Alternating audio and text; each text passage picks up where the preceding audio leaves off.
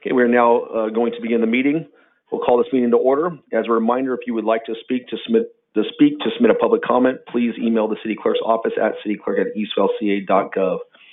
Staff will monitor emails to the extent possible during the meeting and provide comments as possible. Roll call, please. Councilmember Tessari? Here. Councilmember Rigby? Here. Councilmember Lorimore? Present. Mayor Plott? Here. Mayor Pro Tem Yao is absent. Thank you. And just, I guess might be appropriate now, if we can just real quick just jump to that, and we don't have to wait till the city council comments. Let me just pull up I just want to make sure I get this right. So our very own, our Mayor Pro Tem Jocelyn Yao had her baby today. So Caden is born. I wish I could have the stats on it as far as the weight and everything, but we don't have that. But she is doing well, and she's recovering and feeling great. And so we want to congratulate Jocelyn on her new baby. So, and we have a picture up there. I think if everyone's looking or what, they're perfect. Thank you, Mark. So anybody that, if you can reach out, give your best of wishes to Mayor Pro Tem Yao. We congratulate you. With that being said, we'll move to item number 5, our invocation, which will be, our invocation will be presented by our Councilmember Todd Rigby.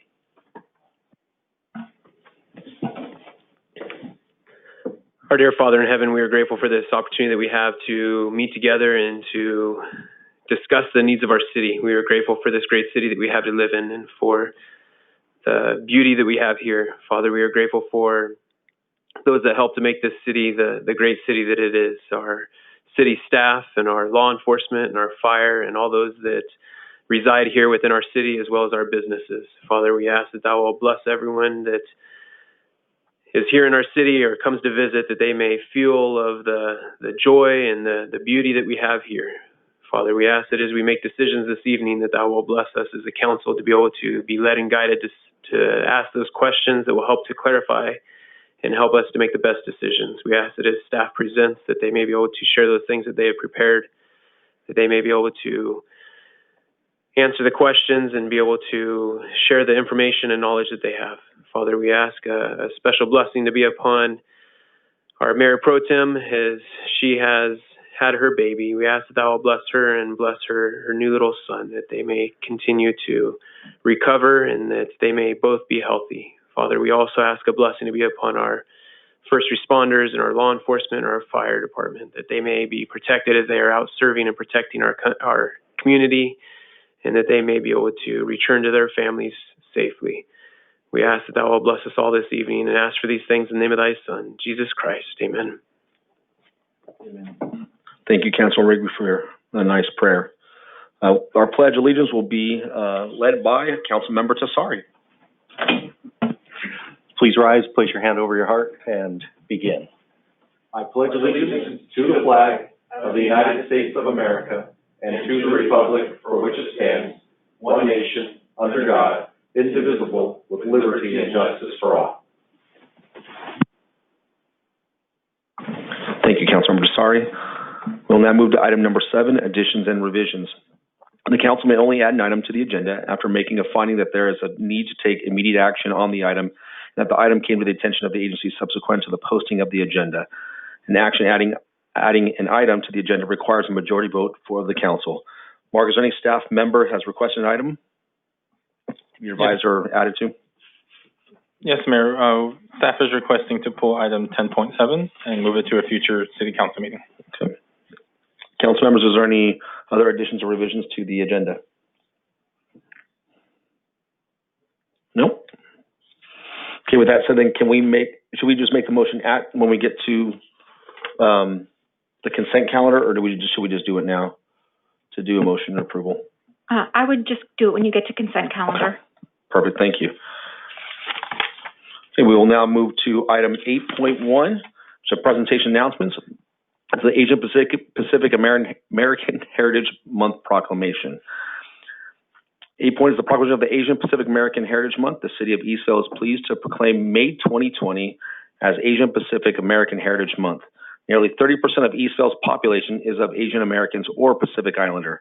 The city of Eastvale celebrates the achievements and contributions of Asian Americans and Pacific Islanders that enrich our history, society, and culture. Through their actions and heritage, they make America a more vibrant, prosperous, and secure nation. We want to thank all our community members and that are from our Asia Pacific or Pacific Islander descent that participate in our community and that are part of your community. And they've done so many, just in just this recent time, during this COVID-19 pandemic, there's been so much that is done, so many donations that just come to mind from the Eastvale Chinese American Association and also, and I can't remember the acronym how it is, but the CAVA group as well, to the Chinese American Volunteer Association. I believe I got that right. And so there's also many other groups that represent this group, and so we appreciate that they are a huge part of our community and part of our success as well. So we thank you. I wish we'd be able to take some pictures, but obviously we can't. Maybe next week or something we can have, some people that can come in and take some pictures with us. Item number 9, we'll go to public comments. Any member of the public may address the council on an item within the council's subject matter jurisdiction, but which are not listed on this agenda during public comments. However, no action may be taken on matters that are not part of the posted agenda. We request comments made on the agenda be made at the time the item is considered, and that comments be limited to 3 minutes per person. If you wish to submit a public comment, please email the city clerk's office at cityclerk@eastvalleca.gov. Staff will monitor emails to the best extent possible during the meeting and provide comments as possible during the meeting. All comments will be made part of the record. Once public comment has been received via email, comments will then be read into the record with a maximum allowance of 3 minutes per individual comment. If a comment is received after the agenda item is heard, but before the close of the meeting, the comment will be included as part of the record of the meeting, but will not be read at the meeting. Mark, has there been anybody from the public that has requested to speak or have public comment? No, Mayor. Okay. With that, we'll move to item number 10, our consent calendar. All matters on the consent calendar are considered routine and are to be approved with one motion unless a council member, staff member, or a member of the public requests separate action on a specific item. Now, Mark, I remember we said that the staff was going to pull item 10.7. Is there anybody from the public that wanted to pull a particular item on the consent calendar? No, Mayor. Okay. Council members, is there any particular item on the consent calendar that you would like to address?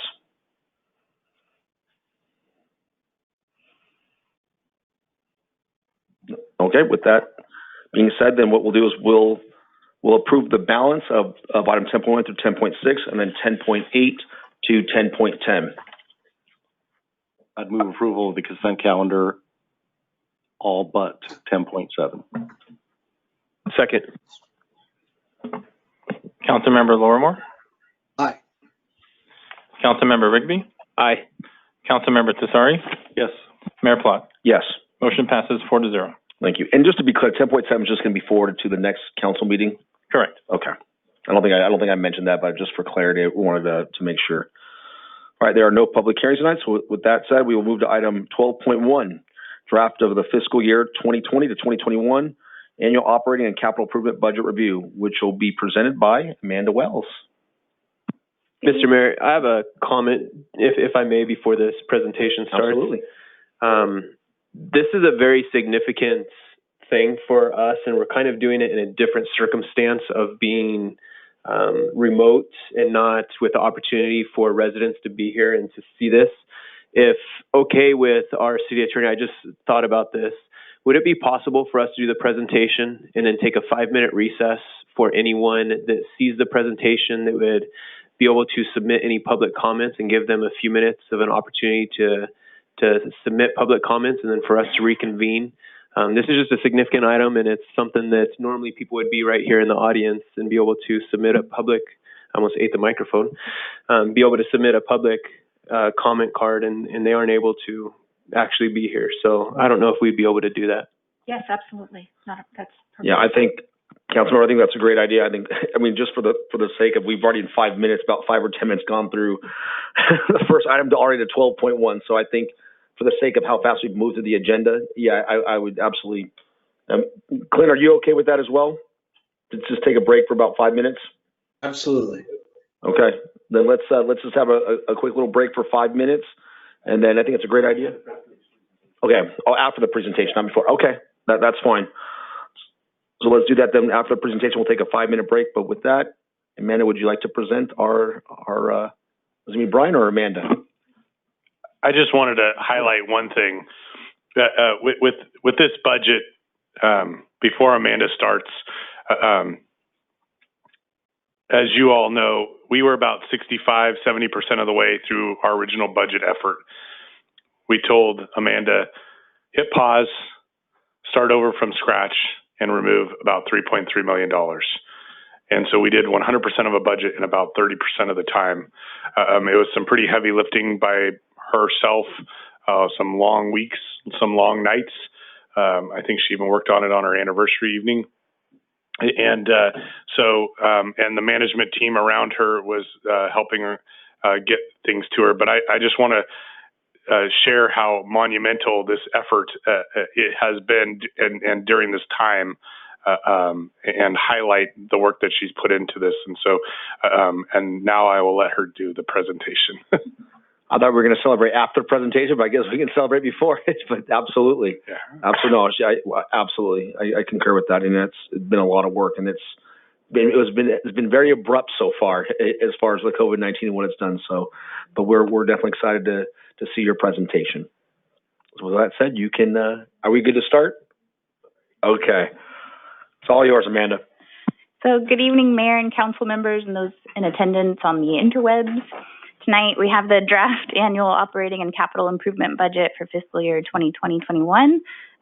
This is the draft budget presentation. This is the period of July 1st, 2020 through June 30, 2021.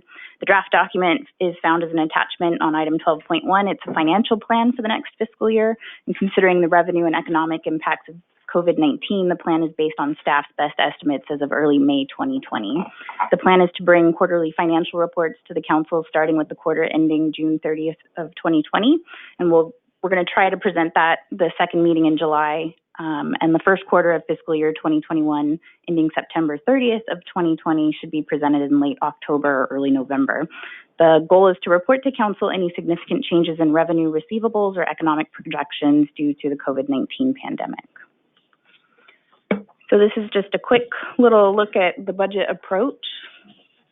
So we have a balanced budget. The city's adopted policy, and I should say we have a balanced operational budget. The city's adopted budget policy says that total appropriation shall not exceed revenues, and the general fund unassigned fund balance can be only appropriated for one-time expenditures. So we'll get into that a little bit later. The budget includes continuing appropriations for unspent capital project and grant appropriations. They're going to be carried forward from the current year into the next fiscal year. We'll come back in fall of 2020 with the final calculations on those. And then the appropriations limit, the appropriations that are in the budget comply with the California Constitution. So this is just kind of a rehash of the COVID-19 impacts that we presented on April 22nd. So this is the Hdl Sales Tax Projections. The governor's deferral of $417,000 is estimated. The governor's payment plan of $175,000. It's possible that we could receive some of that in the next fiscal year. The budget does not include receiving those, so it's a very conservative estimate for next fiscal year. The projected sales tax losses for quarter 1 of 2020 and quarter 2 of 2020 is that $208,000 figure and the $805,000 figure. So the total projected sales tax losses through June 30th of the current year is $1.6 million.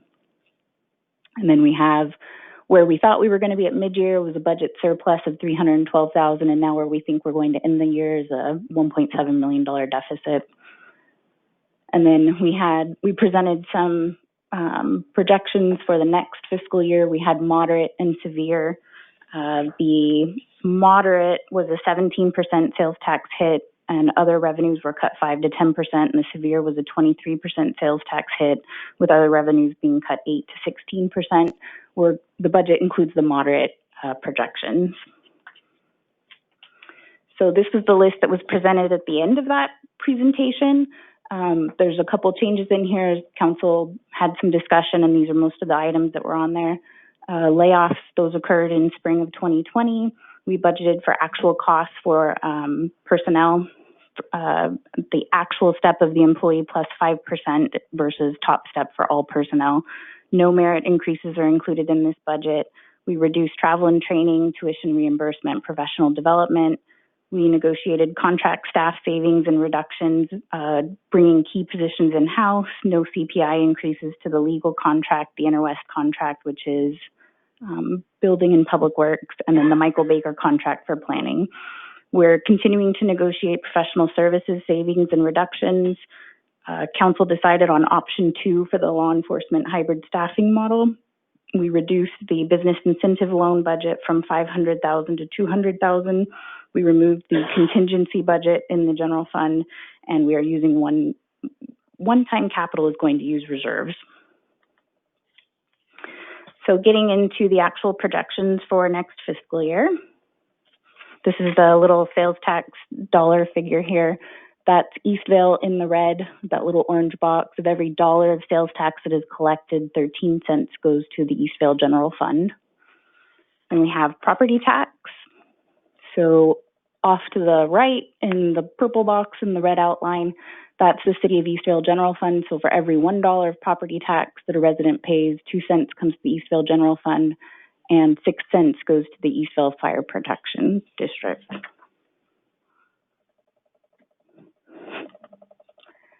So we have our general fund major revenue categories. Sales tax is 37% of the general fund, which is why the COVID-19 impacts are so large for us. Vehicle license fee adjustment, it makes up about 25%, and then the other large categories are license permits and fees, property taxes, and franchise fees. The total general fund revenue is projected at $22.7 million. And hopefully next year we will have a category on here for transient occupancy tax when we open up our new hotel. So these are the general fund revenue assumptions. The first column is the amended budget for the current year that we're in, and then we have projected actuals for the current year. So that's budget versus where we think we're actually going to come in. Then we have our proposed budget, and then the budget difference between the amended budget and the proposed budget. So revenue assumptions for 2021 assume that the stay-at-home orders expire at the end of May of 2020, which is where we're at right now, and the economy begins to reopen. Sales and use tax, retail sales activity was up for 1920. However, COVID-19 and the resulting economic shutdown halted sales tax growth in the city and stunted our fiscal year 1920 sales tax revenue.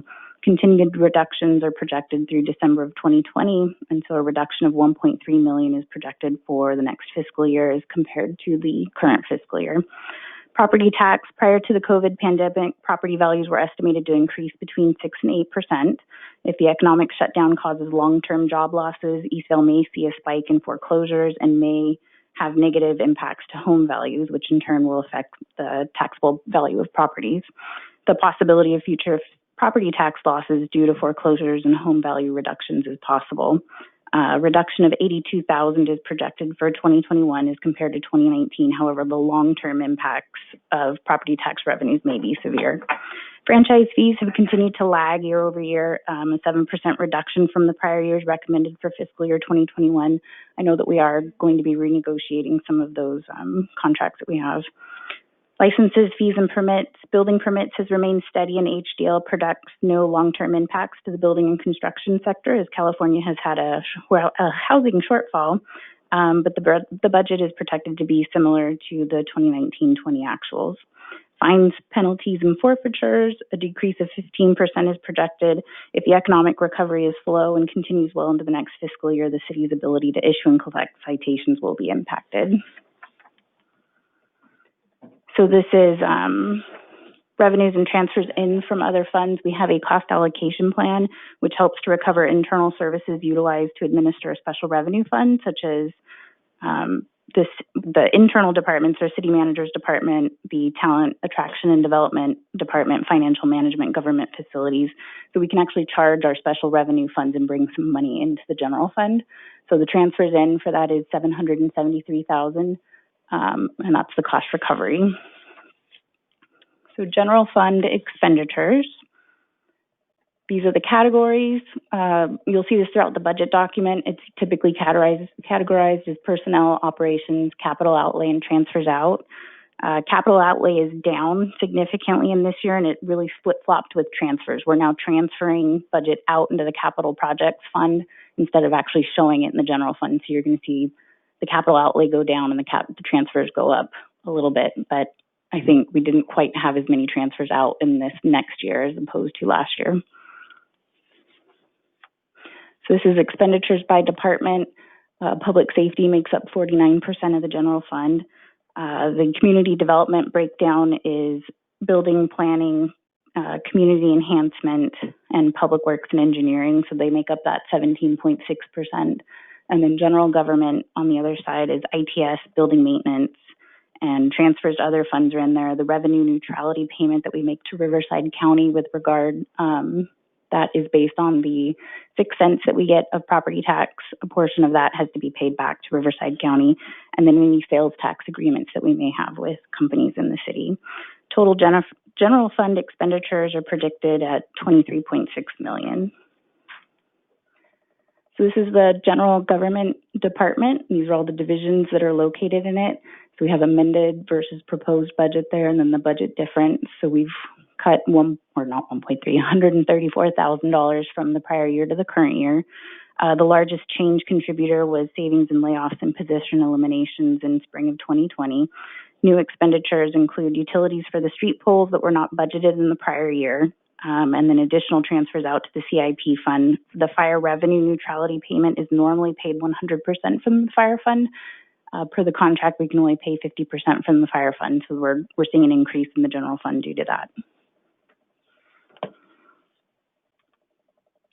Community development, the largest change contributor here is, again, the savings from layoffs and position elimination in spring of 2020, and then bringing contract services in-house, which we will see when we get to the personnel side. That has contributed to a huge $2.8 million budget difference from the prior year to the current year, which is a 40% change.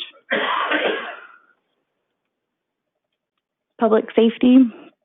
The largest change contributor here was the law enforcement contract increases, which we discussed a bit at length at the last presentation in April. It's a 4.5% increase from the prior year. Animal control and crossing guards are just slight increases. This is just a snapshot of the hybrid model that council chose, which is option number 2. This is a per day snapshot. It's 7.6 patrol deputies, 2 traffic deputies, 2 motor officers, 2 set deputies, 2 traffic CSOs, and the new 2 patrol CSOs. And I think the current personnel is 16.33, if I'm correct. No? Yeah. So the general fund also has transfers out to other funds. We have our debt service fund. There's a transfer out that goes from the general fund into the debt service fund of $468,000, and that is to cover the debt for the streetlight purchase and LED retrofits, an annual debt payment that the city makes. And then we transfer out from the general fund to the capital projects fund. There's a $1 million transfer for Hamner Place infrastructure, $200,000 for Eastville 2040 general plan update, $30,000 for a new police traffic motorcycle, and $290,000 to cover a fund balance deficit in the capital projects fund. So general fund expenditures for contracts and personnel, we're just going to focus on the personnel changes and the contract changes that we're going to see in this budget cycle. So this was presented, I think, once before. This is the Michael Baker contract savings that we saw when we brought the community development director and the planning manager for half a year in-house. It saved the city $300,000. We're still on track to see those savings, so they are being realized. So this is the total personnel changes. So going back to 17-18, 18-19, and then up to the next year for 2021, you can see that we've increased year over year. Just looking at the amended budget for 19-20 and the proposed budget for 2021, we're going up. We went down 0.5 positions in the city manager department. We went down 1.75 positions in city clerk and communications, down by 1 position in finance, and then community development is seeing an uptick in their positions as we're bringing positions in-house. In total, we're going from 30.75 positions to 32.25 positions. So this is a breakdown of the new positions that we're adding in. The community development department is in the administration / building. There's going to be a split there with a new office specialist. Engineering is going to add 3 positions: city engineer, senior engineer, and associate engineer. And then the building department is going to add 3 positions: building official, a community and building safety supervisor, a community and building safety specialist, and then planning is going to add an assistant planner and a part-time planning technician for a total of 8.5 positions. So this is looking at the employee costs of having these positions in-house versus the contract costs. The employee costs to bring these in-house for the next fiscal year, and this is budgeting them at top step with full benefits, including PERS payments and anything that the city might have, is $1.159 million, and the contract costs are $1.755 million. So it's a total savings of $595,000. One thing that I would like to point out is that if we were to keep these positions in-house, the likelihood of us having to pay Calpers contributions on these positions is pretty high. That cost would be $134,000 on average, which would increase the contract cost from $1.75 million to $1.88 million. Amanda, real quick, you said if we were to keep them in-house. Mm-hmm.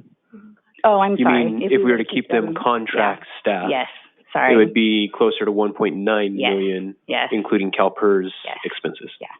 So Thank you for if clarifying we did that. not bring them I in-house. thought I jumped at the same time you did. Thank you. Thank you. I'm in the clouds, apparently.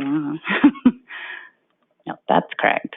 So the general fund contract reductions that we're seeing as a result of this, although we pointed out on the previous slide that we would cut 1.7 million, we actually cut 2 million from the contracts, from looking at the amended budget to the proposed budget in this year. And we've actually already cut in the current year. So we have 3.1 budgeted, but we're actually projected to spend 2.4 in the current year.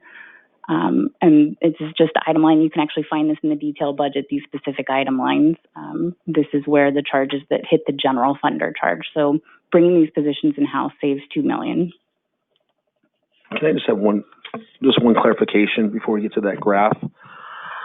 So to clarify, that $2 million savings is not only, it's a combined of just minimizing not just the contract staffing, but the actual contract itself and switching contract staff to in-house. Mm-hmm. Is that correct? Correct. The $2 million is the sum of all of it. Mm-hmm.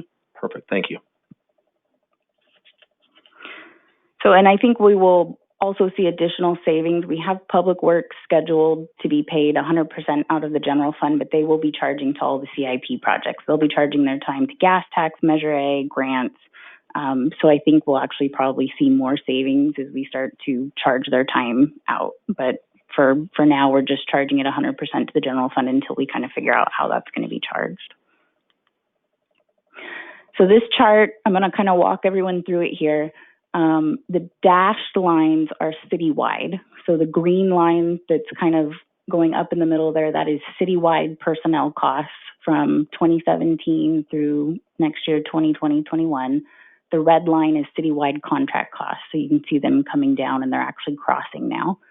The yellow line is our Inner West contract, who provides public works and building services. And the blue line that's going down there is the Michael Baker contract, who provides planning services. The purple line is the Community Development Department, who is increasing, and you can actually see community development personnel cross with the Michael Baker contract. That's when the planning manager and the community development director were brought in-house. And then you can see the purple line crossing with the yellow Inner West line, and that's now when we're bringing building and public works in-house. So the budgets for contracts are decreasing, although personnel is going up. So I think it's pretty evident that we are actually making the cuts where we need to make the cuts to offset bringing personnel in-house.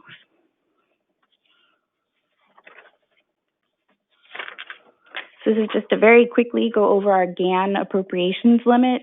This is just a chart to show year over year. The darker green color is the appropriations limit, and the lighter green color is the appropriations that we have that are subject to that limit. So you always want to see that lighter green fall below the dark green line. So in 2021, our limit is $25.6 million, and our appropriations are $21.8 million. So available resources, this is mainly going to focus on the general fund balance. So our revenues for 2021 are set at $22.734 million. expenditures are $23.681 million. When you subtract the two, we have a general fund operating deficit of, or I should just say general fund budget deficit of $946,000. So now if we take that $946,000 and we take out our one-time expenditures, which are transfers to the CIP fund, so we're going to add back in the $1 million for the Hamner Place infrastructure, $200,000 for general plan, $30,000 for the traffic motor vehicle. Fund balance deficit of $290,000. The total one-time expenditures is $1.5 million, which actually leads to a general fund operating surplus of $573 million or thousand. Oh, brother. What I'm trying to show here is that the city's policy doesn't allow for operating expenditures to be paid from unassigned fund balance. And so we have a deficit when you have all these one-time expenditures in, but when you pull them out, we actually have an operating surplus. So if we said we're not going to do any of these projects, we wouldn't have a negative budget deficit. One quick clarification. The Hammer Place infrastructure, it comes out of general fund?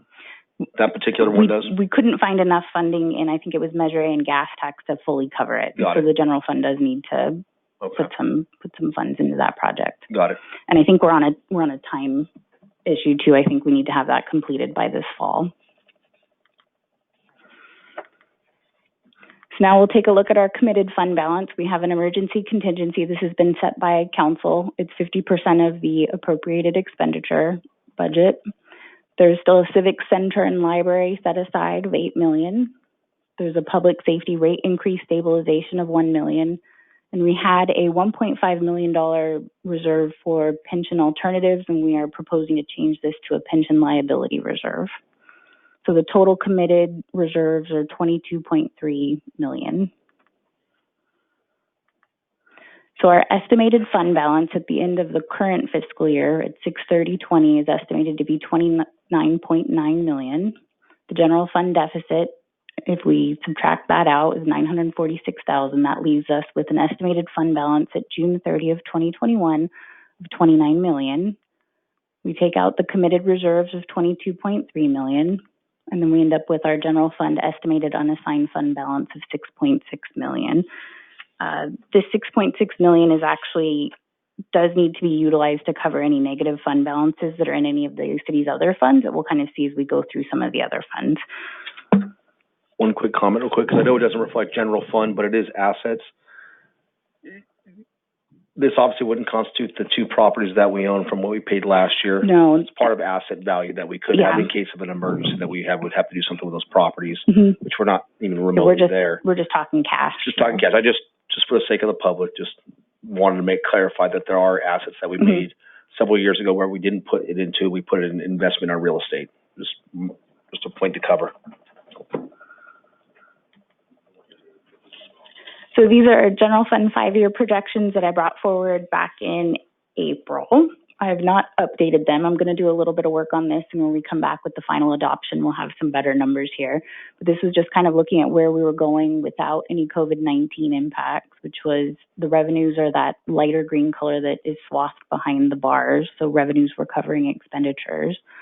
And then we have the COVID-19 impacts where our revenues went down. And this was looking at budget without making any changes, which we have made significant cuts in the current year. And there's a lot of economists that are saying this is going to be more like a V downturn. This is kind of projecting that it would be a U downturn with a 3% revenue increase year over year. So I'll bring something a little better looking back, but I still just wanted to reiterate that this is the issue that we're seeing right now. So now we'll talk about some of our other funds. In the fire fund, we have a 4.9% contract increase, which is $294,000. The total contract is $6.3 million. We have a revenue neutrality payment that we need to make of $250,000. The other side of that revenue neutrality payment is in the general fund. And then staff is proposing to set aside a third fire station reserve of $8 million.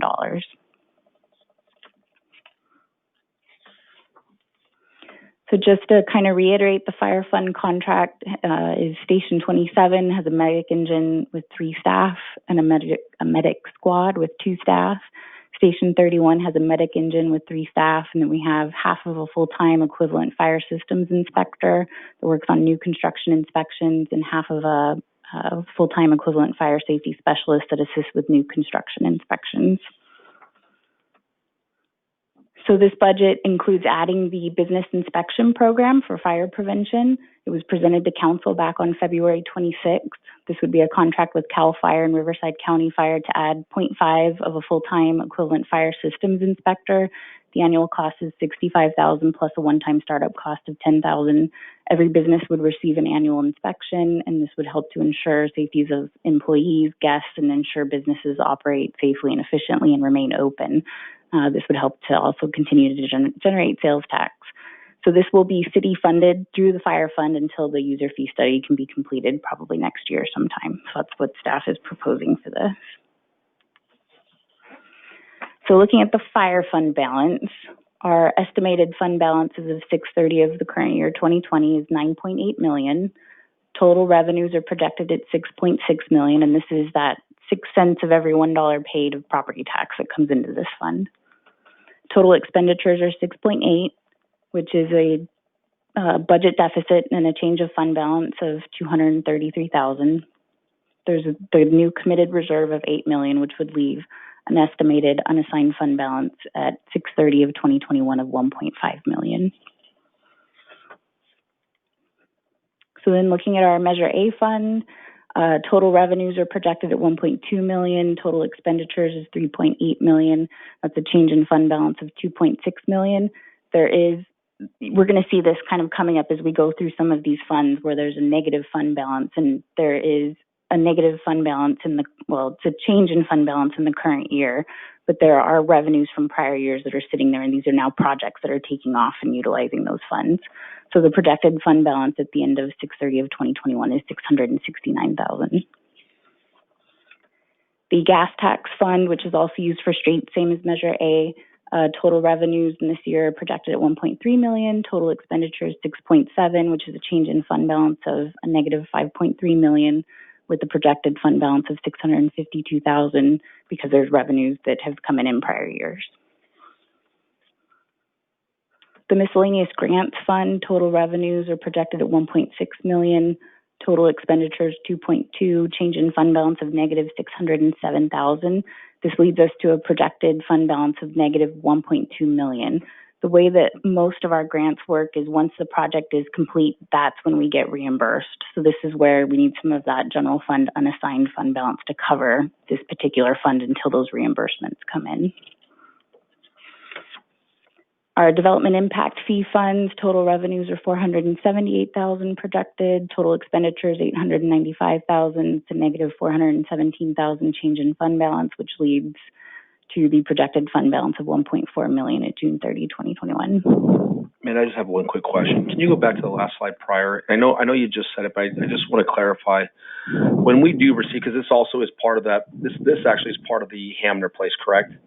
The miscellaneous grants, I think right now we've got 7 or 8 grants that are sitting in there that are coming in, everything from electric vehicle charging stations. When we receive those revenues, will they come into those specific funds, or will we be able to put back some of that into the general fund? They will come back into these funds to repay the expenditures that were paid out of these funds.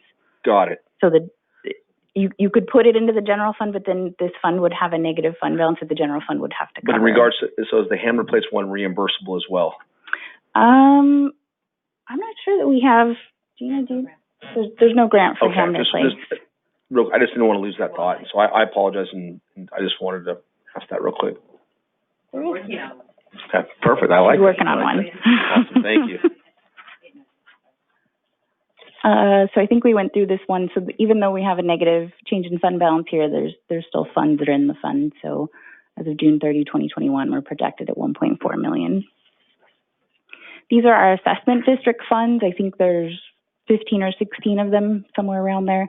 These are all of our community facility districts, our landscape and lighting districts, and I think we have one benefit assessment district. So the total revenues are projected at $176,000. Total expenditures are $123,000. That number doesn't look great, right? Should be 50. Yeah, there's something wrong with this slide, so we're just going to move on.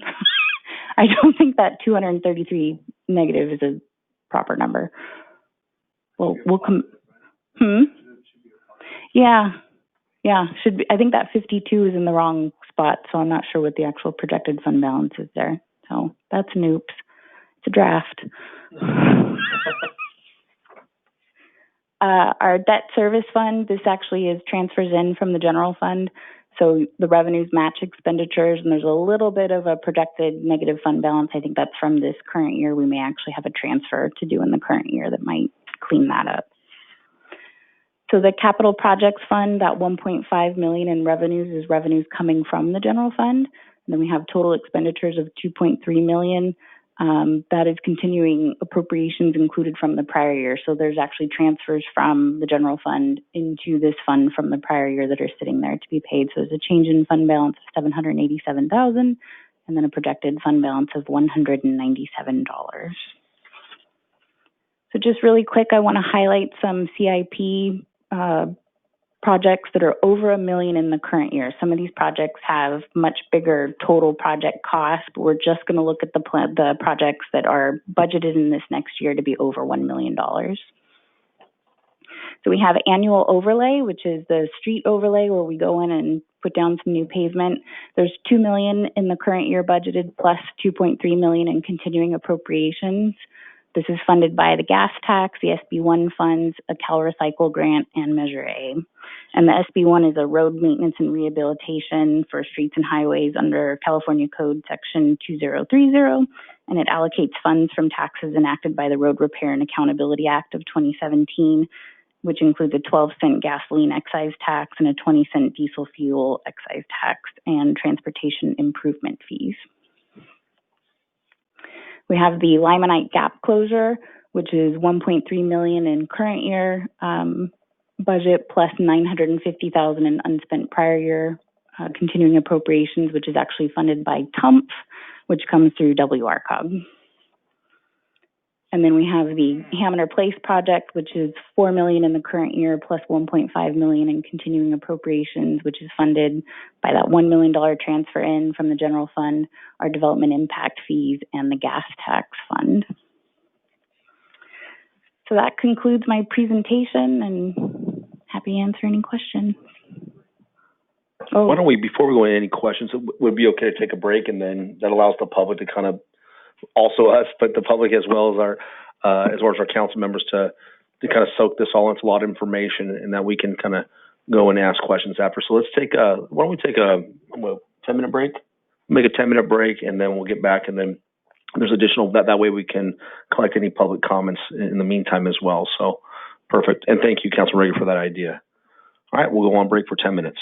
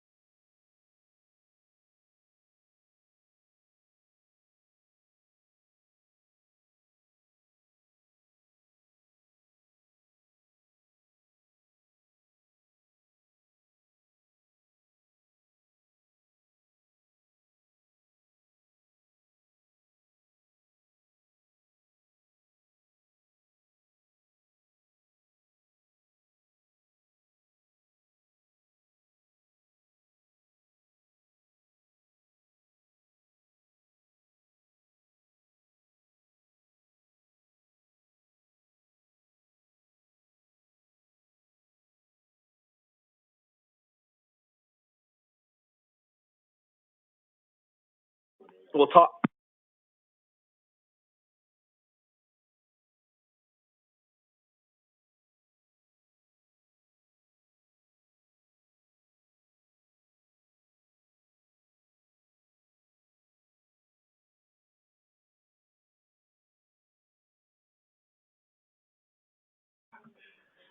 We will now call the meeting back to order. And so, Mark, was there any public comment that's been made for item 12.1? Yes, Mayor, we received one public comment from Keith White. Okay. I'll go ahead and start the timer now. Good evening, Mayor and City Council. I know we had to make cuts, but also with COVID-19, when do you think we'll be back in the blue for our city budget? I know this has been hard for the City Council, and I want to thank Amanda. She has had to work very hard, and the City of Eastville staff has had to put a lot of hard work into this. Thank you very much. My question is, since we have had COVID-19, how will this affect our new City Hall and our library? Where will we get the money from, and now how will it look in 5 years? When do you think we will have our own City Hall, our own library? Since we have this state of emergency, and it will take time to get back to normal. Thank you for your time. End of comment. Mr. Jones, would you like to answer some of those? There's actually really two questions in there. One was about being in the blue, and the other one was the City Hall and library. So technically there is no blue, but we would be black. But yes, we are there because we've made the cuts. And so we are in very good financial shape. We have lots of reserves, as Amanda highlighted, including $8 million set aside for the Civic Center and Library. That includes the City Hall and the public library. However, a City Hall and public library could be on the order of $30 to $50 million.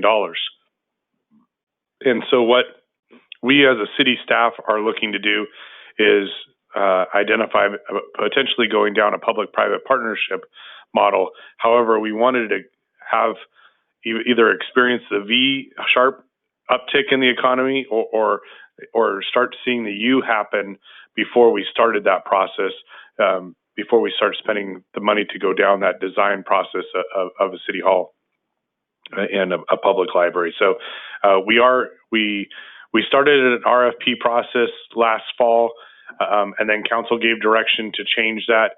And then we experienced some delays, and then COVID happened.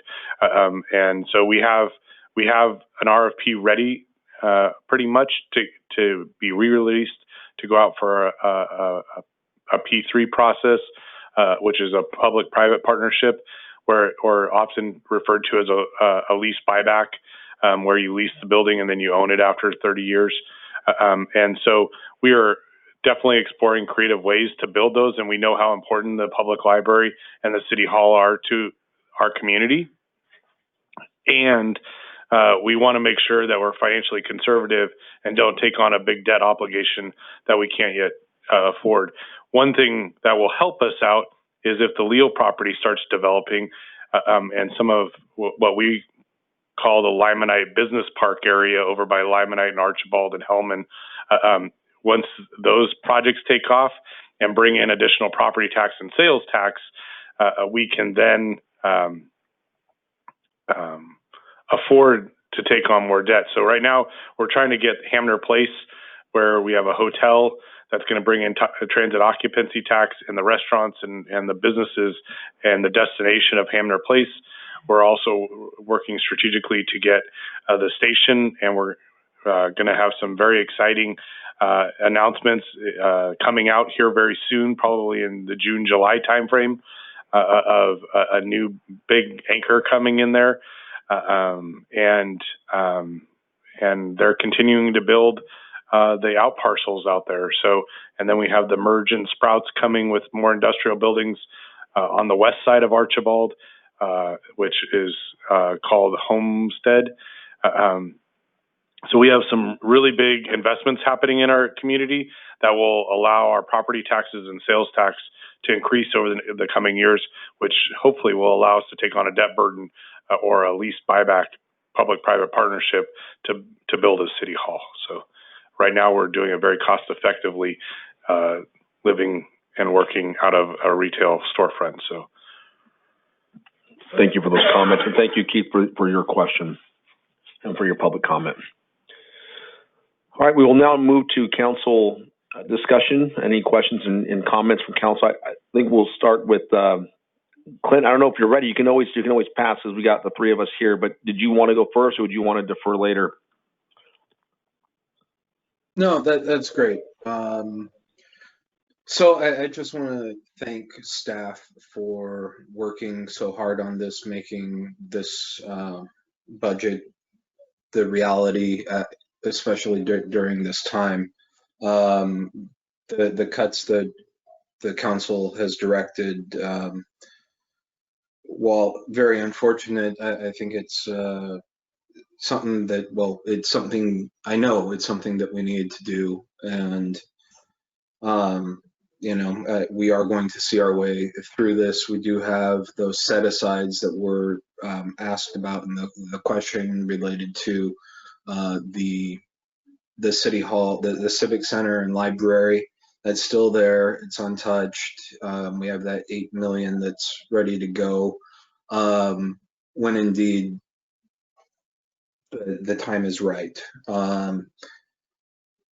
So overall, and also some of the curveball that was thrown at us with the increase to 7% with the law enforcement, having to make those changes, but making those changes in an intelligent way, utilizing a new model, so that we're actually going to have more law enforcement personnel in the city, even though we had to make some adjustments.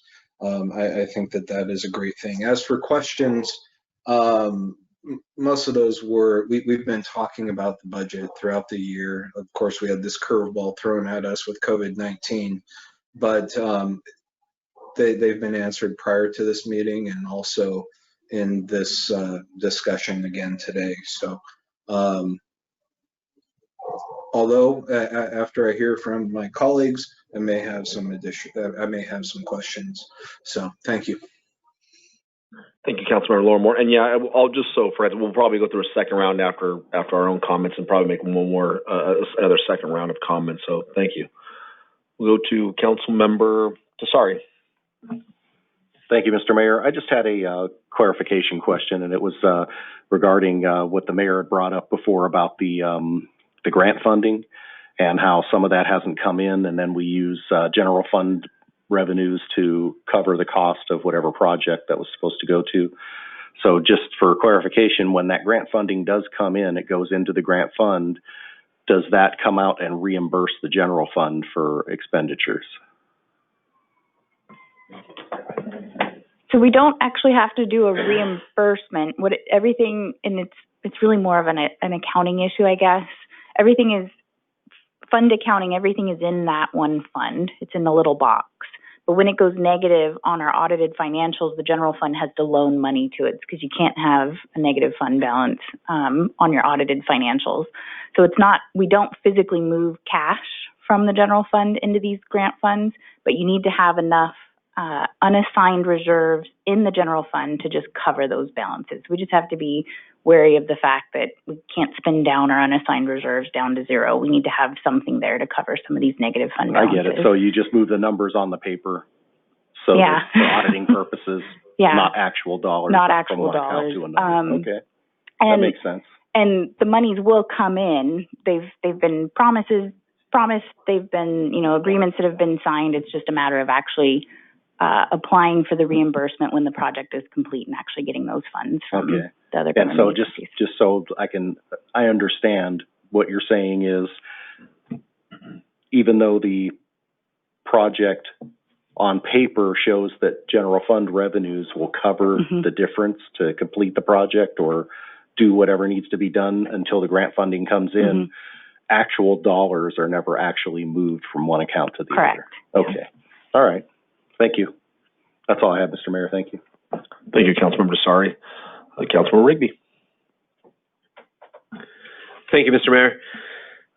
Thank you, Amanda, for all that you've done and all that staff has done in this presentation and putting together this budget. I know, Brian mentioned at the beginning, there was a lot of work that was put into it, so thank you. Can you just kind of quickly, briefly go over, for our information and also for the public, just on the GAN appropriation limits and how, kind of briefly how that works? And we are, just to reiterate, we are within our GAN appropriation limit.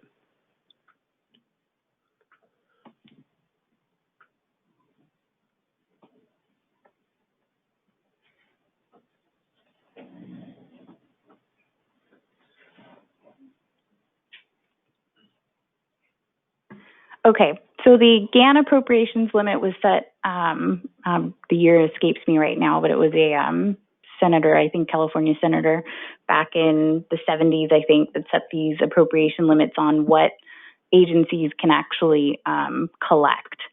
And so that dark green there, that's the appropriations limit that we actually calculate. I believe the limit went out to the residents in 2013-ish, 2014-ish, and they actually voted on a limit that is then your starting point. And then year over year, you can actually take the price and population factors that come down from the California Department of Finance. They give you a population increase factor and a CPI factor.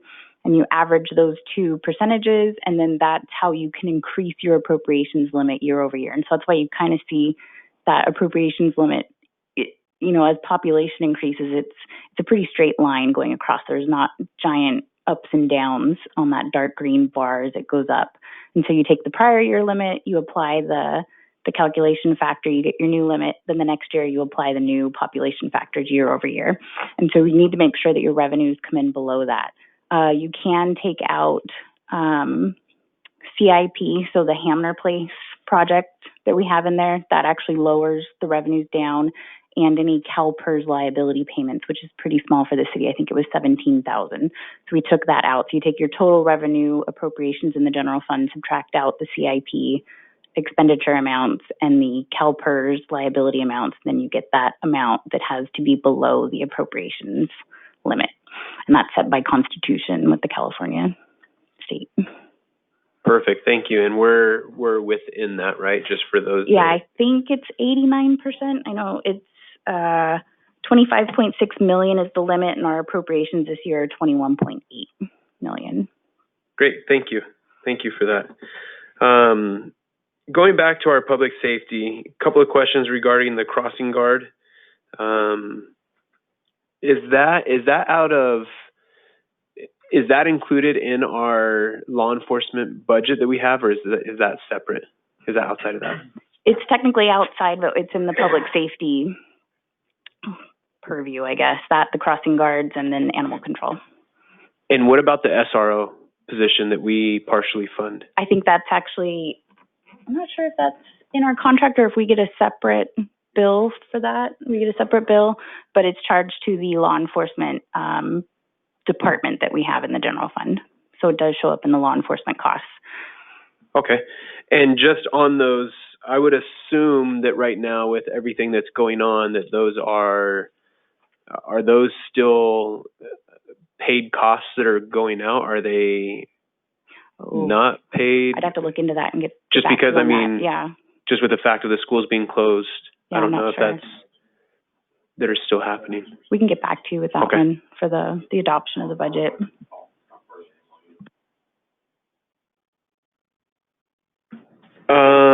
Couple other questions on one of the things that's hard. So Tim just said that the school site resource officers switched over to county deputies when the school shut down, so they're not being charged. Okay, perfect. Thank you. Thank you.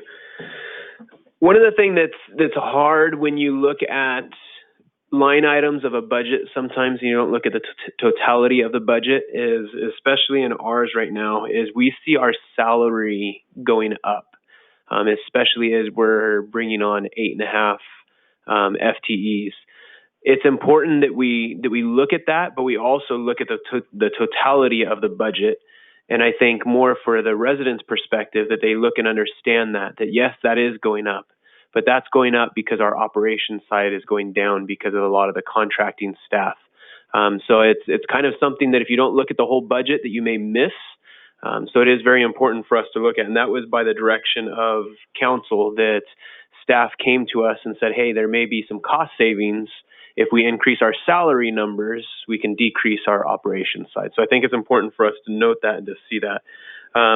With that being said, Amanda, can you share with us a little bit? I know there's a lot of times we hear of that there's a long-term liability with bringing on the employees and versus the contract staff. And I don't know, maybe between you and Brian, if you can just briefly touch upon that, on how that's going to affect us, or if it's going to affect us.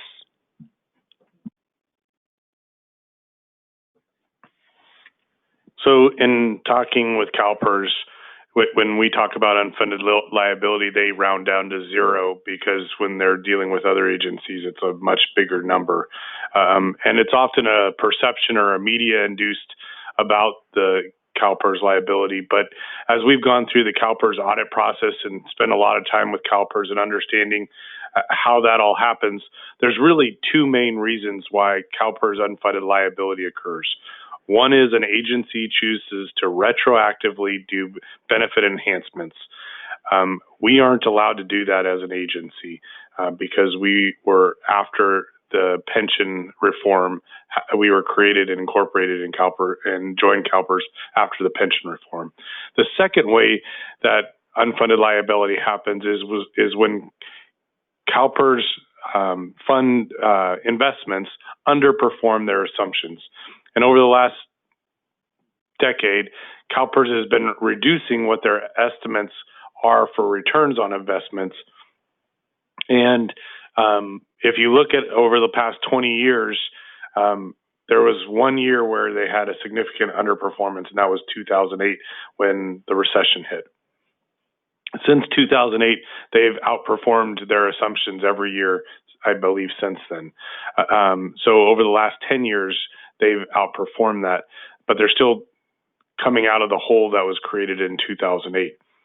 One thing that we have put into this budget is that each year, to help us with the potential for unfunded liability in the future, is just to put together, and we have a pension liability reserve in our reserves, as well as every year we're going to put away 1% to 2% into this reserve or into another investment strategy that can create a higher return on investment, like a 415 program or something like that, so that should the market underperform Calpers assumptions, that we have money put away for a rainy day that helps us weather that. And it's easier to do if an agency does that consistently over a number of years, and then we have money to do that.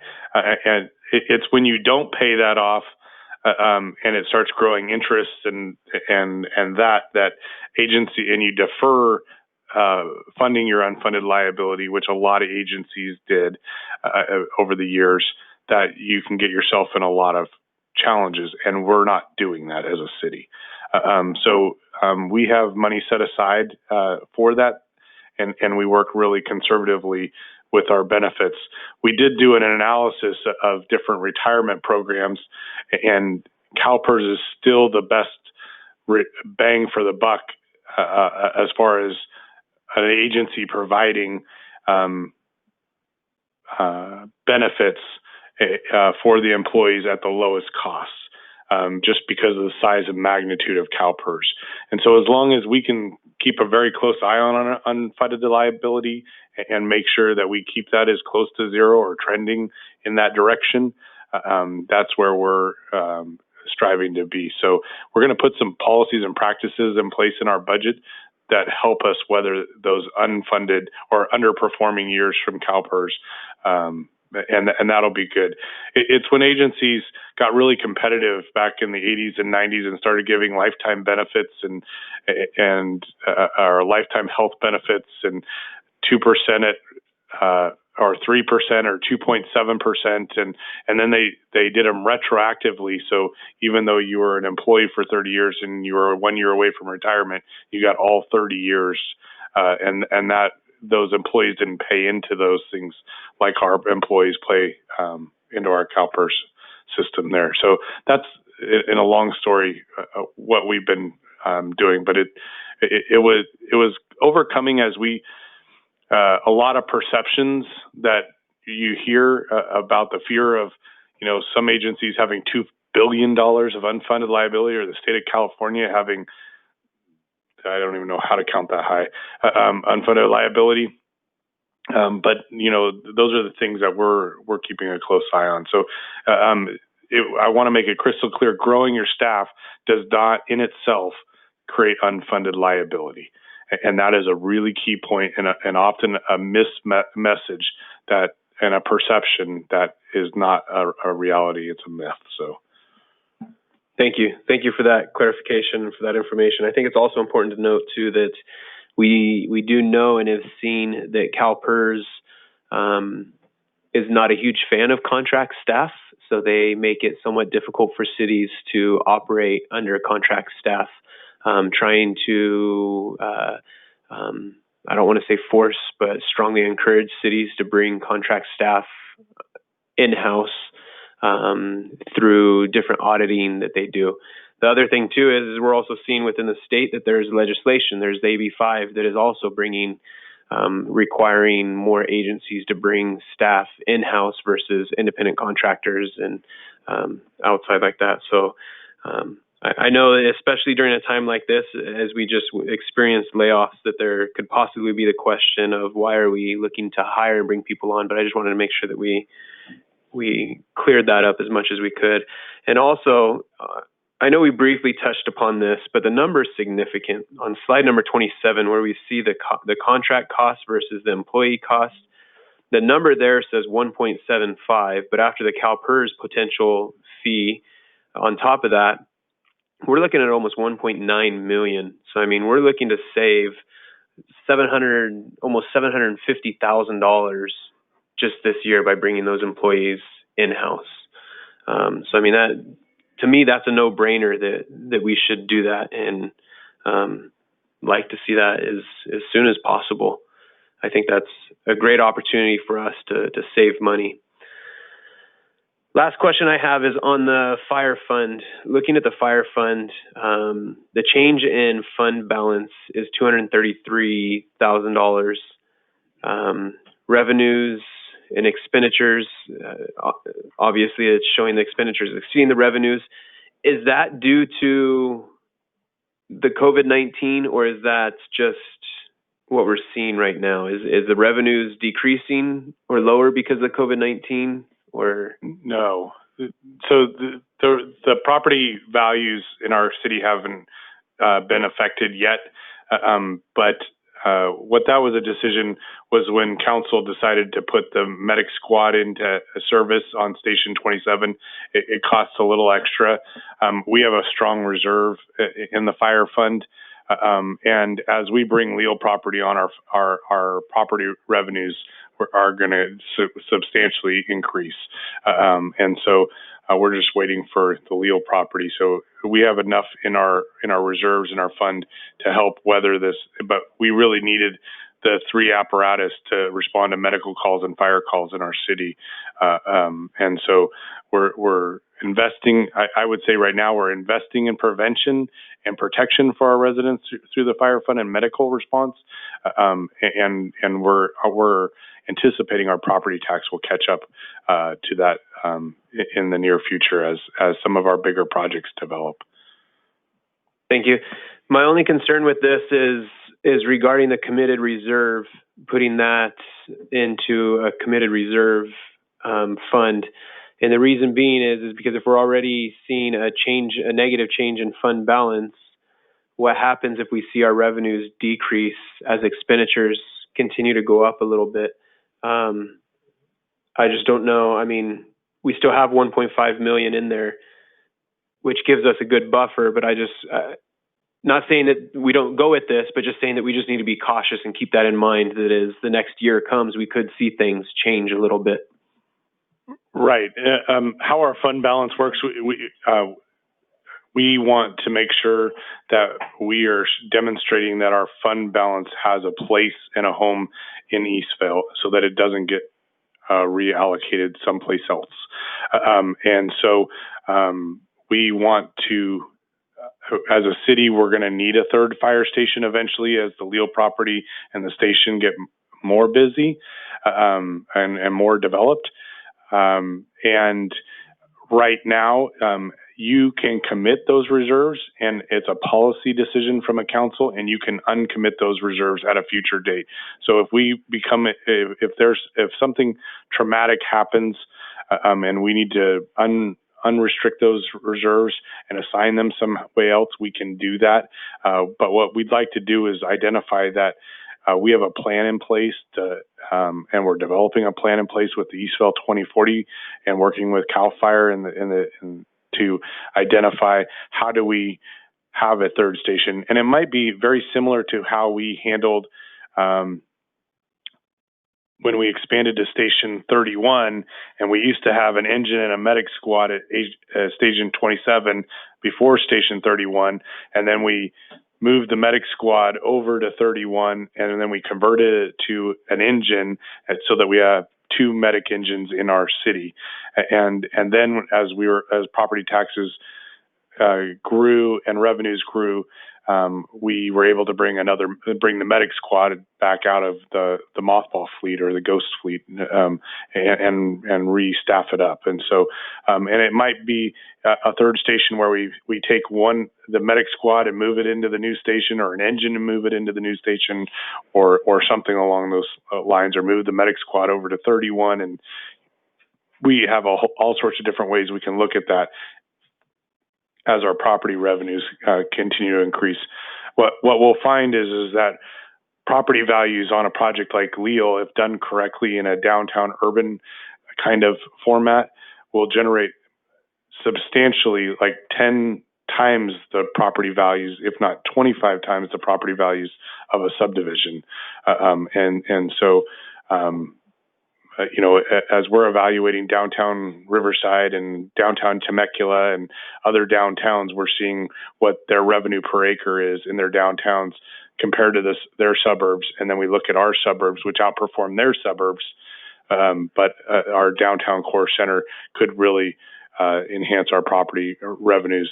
It's something that we haven't really experienced in our city yet, because we developed somewhat in reverse, where our bedroom subdivisions were built before we had the incremental downtown in place. So if that makes sense.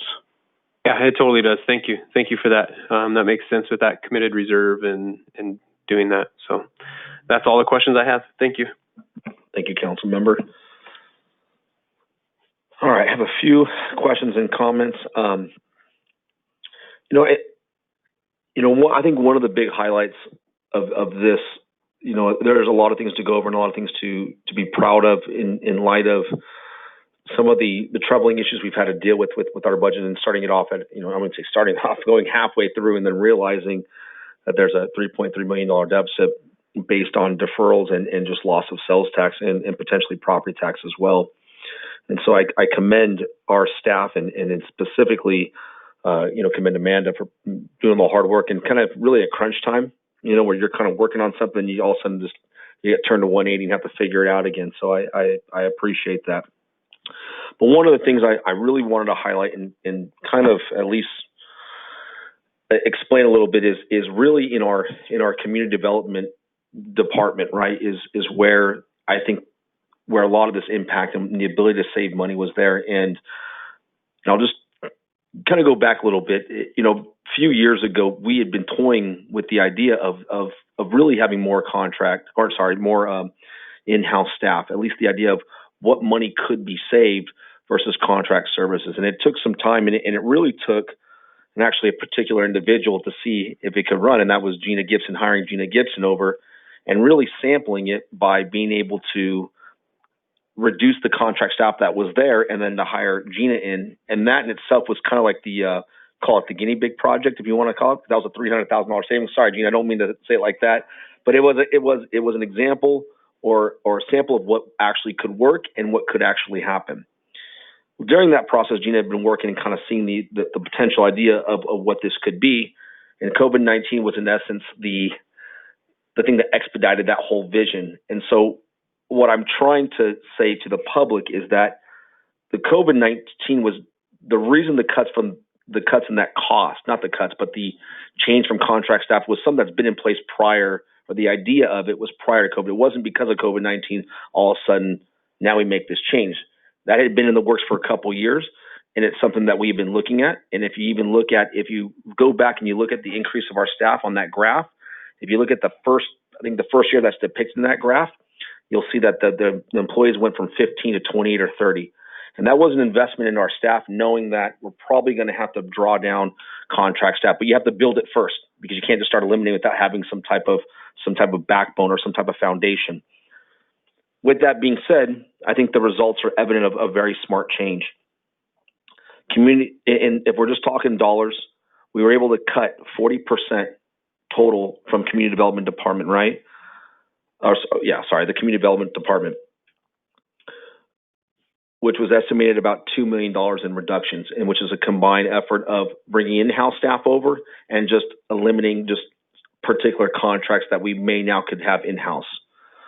So a couple of the other key points, and I'll eventually, this will lead me into a question to Amanda, but the other point I wanted to bring up is, if you notice in the special funds, there's a lot of where it may be eye-shocking for some, but I'll have Amanda explain as to the reason why, because it's not too concerning, but I'm going to have Amanda explain it. But you'll see that there's fund balances either low or in a negative, and then we're talking special fund balances. Well, by bringing in positions in-house, we won't be charged at those contractor rates anymore on those special projects, and that includes the general fund as well. So when you see those costs are pretty high charges, because we're getting the full pop of those are reflective of contract charges. That will no longer necessarily be the case. We'll be going at a lower rate into having it in-house. So these special funds are going to reflect differently over the next several years.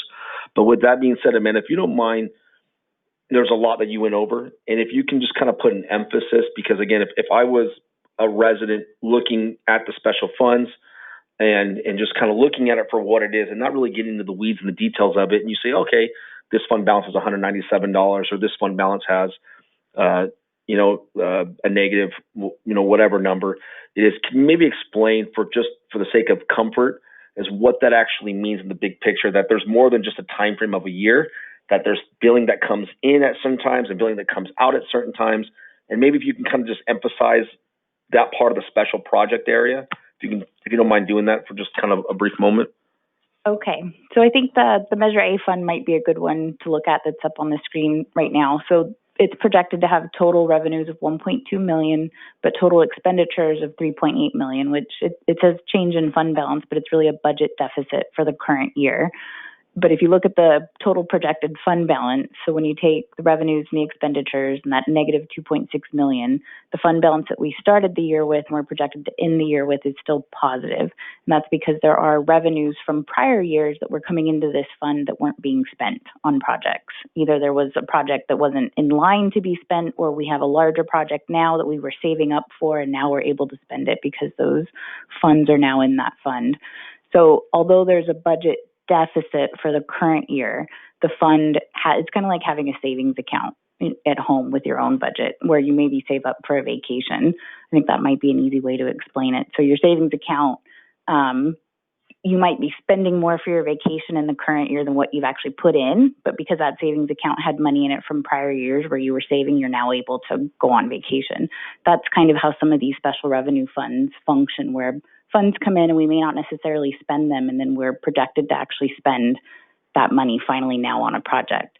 Chances are that 3.8 in expenditures may not completely get expensed. This is what we're planning to spend, but every year we have continuing appropriations, which is budget expenditure appropriations that don't get spent because the project isn't complete for whatever reason. It's going to continue into the next year. So it's possible that in the Measure A fund, the 3.8 in expenditures, we might only spend $3 million, and then we have $874,000 that can be rolled forward into the next year and spent in 2021, 2022. And that's kind of something that happens a lot with CIP projects, where we think we're going to get it done in 12 months and we don't, and it carries forward into the next year. But this fund has enough revenues from prior years to actually cover those 3.8 million in expenditures and still have $669,000 left in fund balance. I think the other fund that had $197 left over was the Capital Projects Fund, and that's funded by the general fund. And so we actually would like to keep that as low as we can because we don't want to take money out of the general fund and put into the Capital Projects Fund unless we're going to spend it. So we're actually trying to fund that fund just at what we need to have in there. We don't want to have $1 million sitting there because that means the general fund doesn't have that $1 million to spend. So I don't know if that kind of covered it. I thought that was very good. No, thank you. Thank you for touching on that. The one thing, if I can kind of make a suggestion, and this is just kind of paying attention sometimes, it may come up being that it's an election season, and sometimes, you know, there will be, you know, people that will maybe not knowing or just, they'll say, hey, you know, we're spending this much like in operations. And the one thing that's going to change quite a bit is because we're in-housing, we're hiring people in-house, or we're going to do that, is what happens is we're going to project what that expense is going to be. However, that expense is going to be higher because of capital improvement projects for positions. And so when someone looks at next year's budget, right, or they see, wow, well, you know, you look from one budget to the next, like they budgeted this, but it was actually this. What isn't taken into consideration is the revenues that are being reimbursed from developers. And it's really hard to figure out because it goes over various different layers, and you can't really, I mean, you got to be Amanda to figure it out pretty much, right? So my suggestion is if there was just kind of like a separate spreadsheet to identify what the real burden cost is of whether it could be any service, it could be city attorney service, it could be community development, department in general, to where, okay, this was the reimbursables. Even though it comes up on the revenue side, people that like to look at expenses, they really look at the revenues, they look at what it costs. But the problem is we're getting revenues being reimbursed back, but it doesn't obviously going to reflect in the expenses. But somehow just to have a sheet on hand so that maybe people from the council can explain it to the public to say, well, here's the actual real burden cost because we get revenues that get reimbursed by developers. That kind of makes sense. Maybe it's just as a suggestion. It's really a helping tool to be able to use that in discussions with the public, you know, about that. Just kind of my thoughts. Any thoughts on that? So we could come back with the presentation for the adoption of the budget. I could come back with some slides for each department that generates revenue. Yeah. So you could see total expenditures plus the revenue that they generate. In the general fund, it does go into the general fund pool, but they are producing revenues. And so we could show that. You know, most people don't understand that, and they just look at the expense going higher because, well, there's development going on, and so now that's a greater expense to it, but it's really just a wash. And so, but it doesn't, if you're just looking at just the expense, if you're just saying, hey, I'm gonna look at the city's expenses, wow, that's a lot higher. Well, it's actually $250,000 less than what you thought because, you know, there's a wash in revenue. It was just kind of a thought over the last year or two. I've kind of had to deal with that dialogue, and it would be nice to kind of have that. It's an easy, sorry, I keep hitting my microphone, keep moving my hands here, but it would just be an easy tool to use.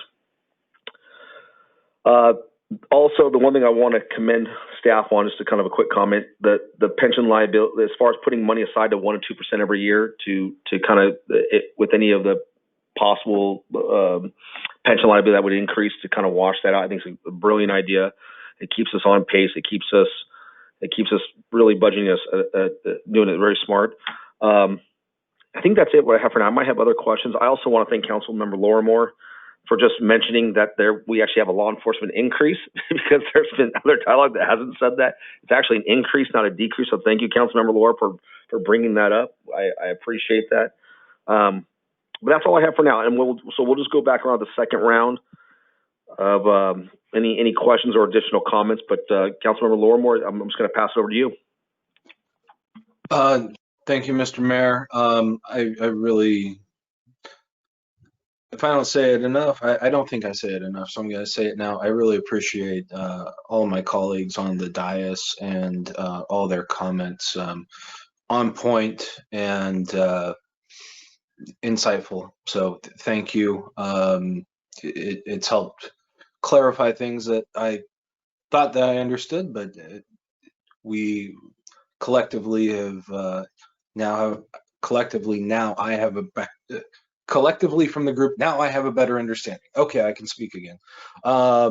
Anyway, so I appreciate this. I'm looking forward to the final product as it comes forward, but I don't have any additional questions. But again, I appreciate my colleagues on the dais and staff. Thank you for all of your hard work in this time with COVID-19.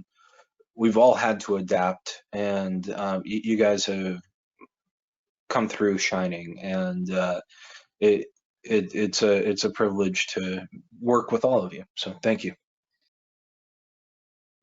Thank you for those comments. Appreciate it. Councilmember Tassari. Thank you, Mr. Mayor. The only thing I had was we'll use Measure A since it's up. In the future on the slides, maybe you can do a beginning balance, so that way we can actually see that there are additional funds in there. As I was trying to explain it, I mean, it would be good to have that there. Yeah, lesson learned. So, thank you for that. And you know, and just to go back to what Councilman Rigby was talking about with the fire fund, I'm sure once the merge starts coming online, and then Hamner Place after that, and then the Leo property hopefully after that, and we still have the Walmart project. So I think there's plenty of growth out there to really bolster the fire fund with the property tax revenues. So I know it looks kind of close right now, but I'm pretty confident that we'll be able to meet any upcoming obligations.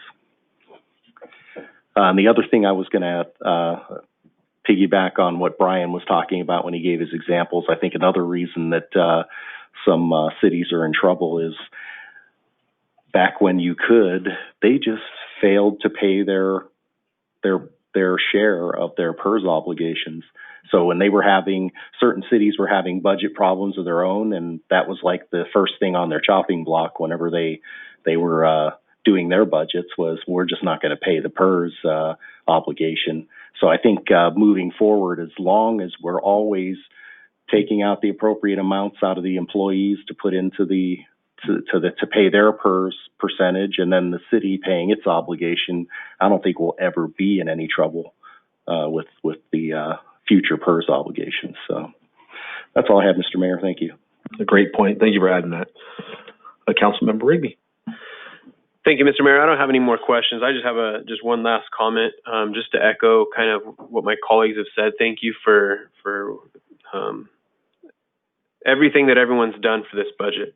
But I just wanted to highlight one last thing too, that this was a budget in the making that took a lot of work and a lot of time. And in the draft budget, you could see kind of the timeline. And I would probably bet that this even started a little bit before, but this does show a timeline of events, of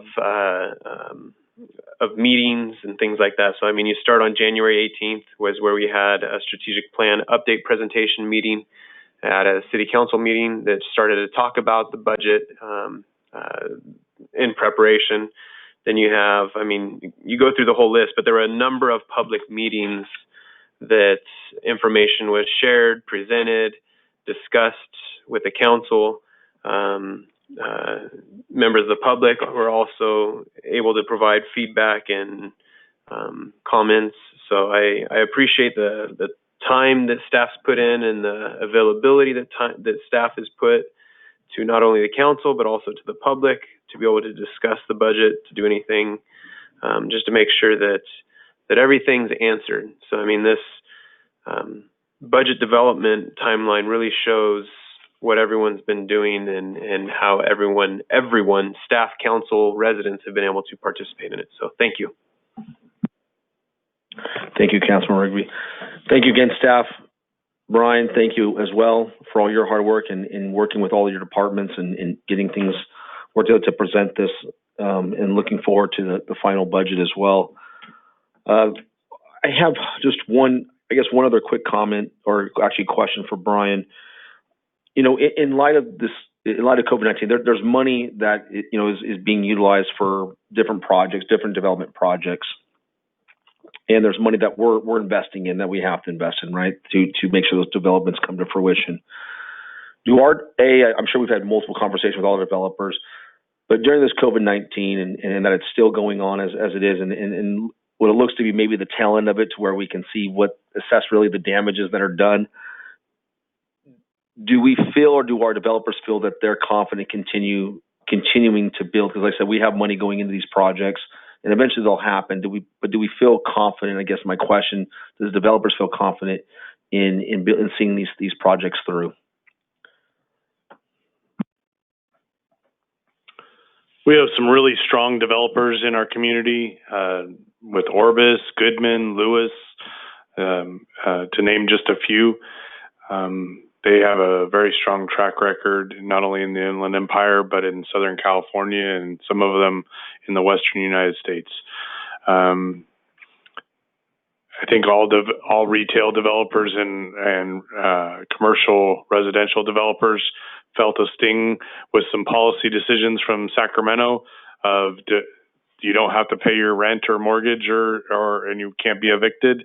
And so some people that could didn't. It was really meant to help those that couldn't. However, in talking with people like Lewis Retail, I think we were one of the only tenants in the Eastville Gateway that paid our rent in April. And maybe a few others did. But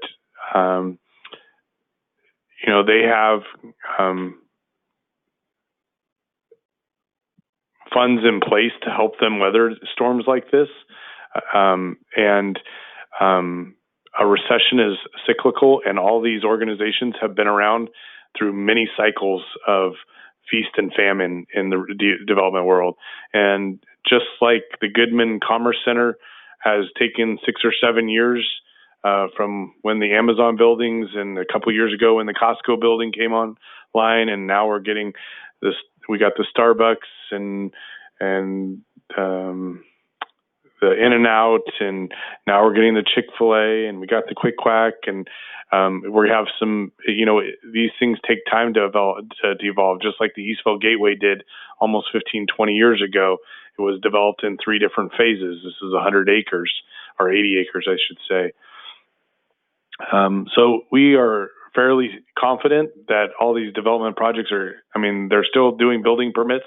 They're still making deposits to provide inspections on construction. We're still getting letters of intent being submitted to these developers. We're still having leases signed by these developers. And helping developers, or incentivizing them to make these investments and to add value to our land and to our revenues is really an investment in our community. And we have had a history of making investments in our community. We incentivized Goodman to help attract some businesses and put in some infrastructure to help with some of the costs of the Goodman station, and we're still paying that off. But the businesses are bringing in more revenue, and we're able to pay that off, and eventually we're going to get 100% of the revenue. And some people might say, well, what about Hamner Place? Well, we're actually partners and developers in that. We own 1/3 of Hamner Place. We own the back third. And so we have a certain amount of obligation to pay some of the infrastructure because we own some of that land. But that's really an investment in really creating a destination to help capitalize on the tourism that Silver Lake brings to our community, as well as helping bring other businesses into the community and address some of our needs in the community. And we're really excited for Orbis and with Sprouts, and they're continuing to make investments on the Homestead on the opposite side of Archibald, and we're seeing great tenants inquire on those projects. So I'm very confident, even if this recession lingers for a little bit, that it will eventually get better. But we're still seeing people interested in investing in Eastville. Our permits and plan checks are still busy at the front counter. And even our residents are investing while they're at home. They're building pools, they're building decks, they're building barbecues, they're painting their house, they're putting on new roofs. They're putting on solar permits or solar panels. We're seeing a lot of investment in our community. I think we got 15 solar permits for our city in the last few days. That's ginormous. We're seeing a lot of people that have a strong commitment and continuing to reinvest in our community, and it's a tall tale sign that our developers are also wanting to reinvest in our community. So to answer your question, even if it slows down just a little bit, there are bright days ahead, and that's why our budget is cautiously optimistic. Thank you for that detail. That's exactly kind of the response that I was hoping for, but I was also looking for just at least an explanation of it. So thank you. With that, I know Councilman Ribby, you have an additional question, correct? Yeah, thank you, Mr. Mayor. Regarding the whole COVID-19 stuff and state of emergency, do we anticipate any reimbursements from that on any expenditures that we have had? We just had a meeting with Senator Roth today. Last week, I think the mayor had a meeting with Congressman Calvert. We're hoping the federal government is going to have some kind of support for local governments under 500,000 people, which is 96% of cities. So we're hoping that there's going to be some direct support from the federal and state government coming to California and to local agencies. As far as the deferral of property tax or the deferral of sales tax and whatnot, we're hoping all those businesses are able to rebound out of this, and they'll be able to pay off those bills.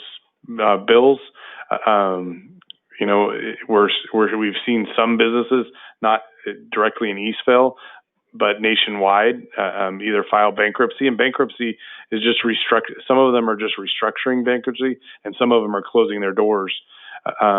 We're not seeing that to the same degree in Eastville. We have pretty strong credit-worthy tenants that are going to weather this. And so we're hoping that next year or the next 90 days to 9 to 12 months, that some of those sales tax revenue deferrals and payment plans we will see come back in. But as Amanda highlighted earlier, we didn't build that into the budget. We don't want to count our chickens before they hatch. And so we took a very conservative approach. That will just be gravy if we get that money, but we didn't build it in the budget anticipating a certain percentage of it, if that helps answer your question. Councilman, if you mind if I jump in on real quick that conversation with our congressman. So yeah, last Thursday, we had a conversation with Congressman Calvert, and one of the topics that was something that they call the SMART Act that he's working on with other congressmen. I think one of them was from New Jersey, and there's another one I believe is Tennessee. It was several congressmen working on this particular SMART Act. And in essence, what it is, it's basically aiding that's coming from the federal government that's directly going to cities. So not necessarily going to the state, to the county, but federal government to cities. And what it's supposed to aid on is any loss of sales tax reimbursement can be reimbursed back. So your loss. Now that's being worked on right now.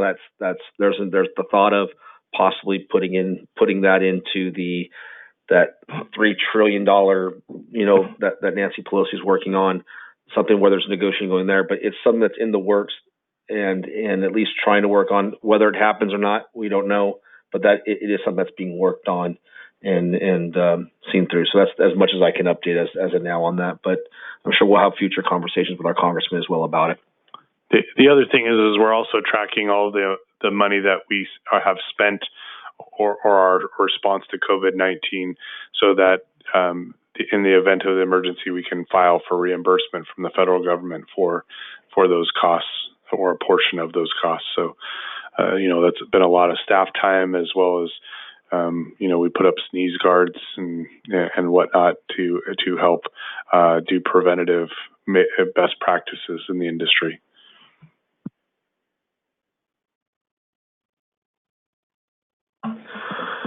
Well, thank you again to staff. Amanda, thank you for the presentation. Ryan, thank you. Gina, everyone, Mark, Erica, thank you all. So we appreciate it. So, Chief Ike, LT, thank you for everything. I'm just going on the road thanking. Jason Killebrew, thank you. Jessica, thank you. So we appreciate you guys working on this. We know it's a very tough time to be dealing with this, and despite the circumstances, but we do appreciate it. There really is nothing to vote on other than there's direction. And do we have enough to kind of? I mean, I guess my only other direction would be, hey, there's money to find that we can cut that 946 down less. Let's do it. But that might be tough. But we do appreciate it. Trust me, that doesn't go unrecognized. It's very well appreciated. But are we pretty clear on any direction or suggestions that were made? Okay. All right.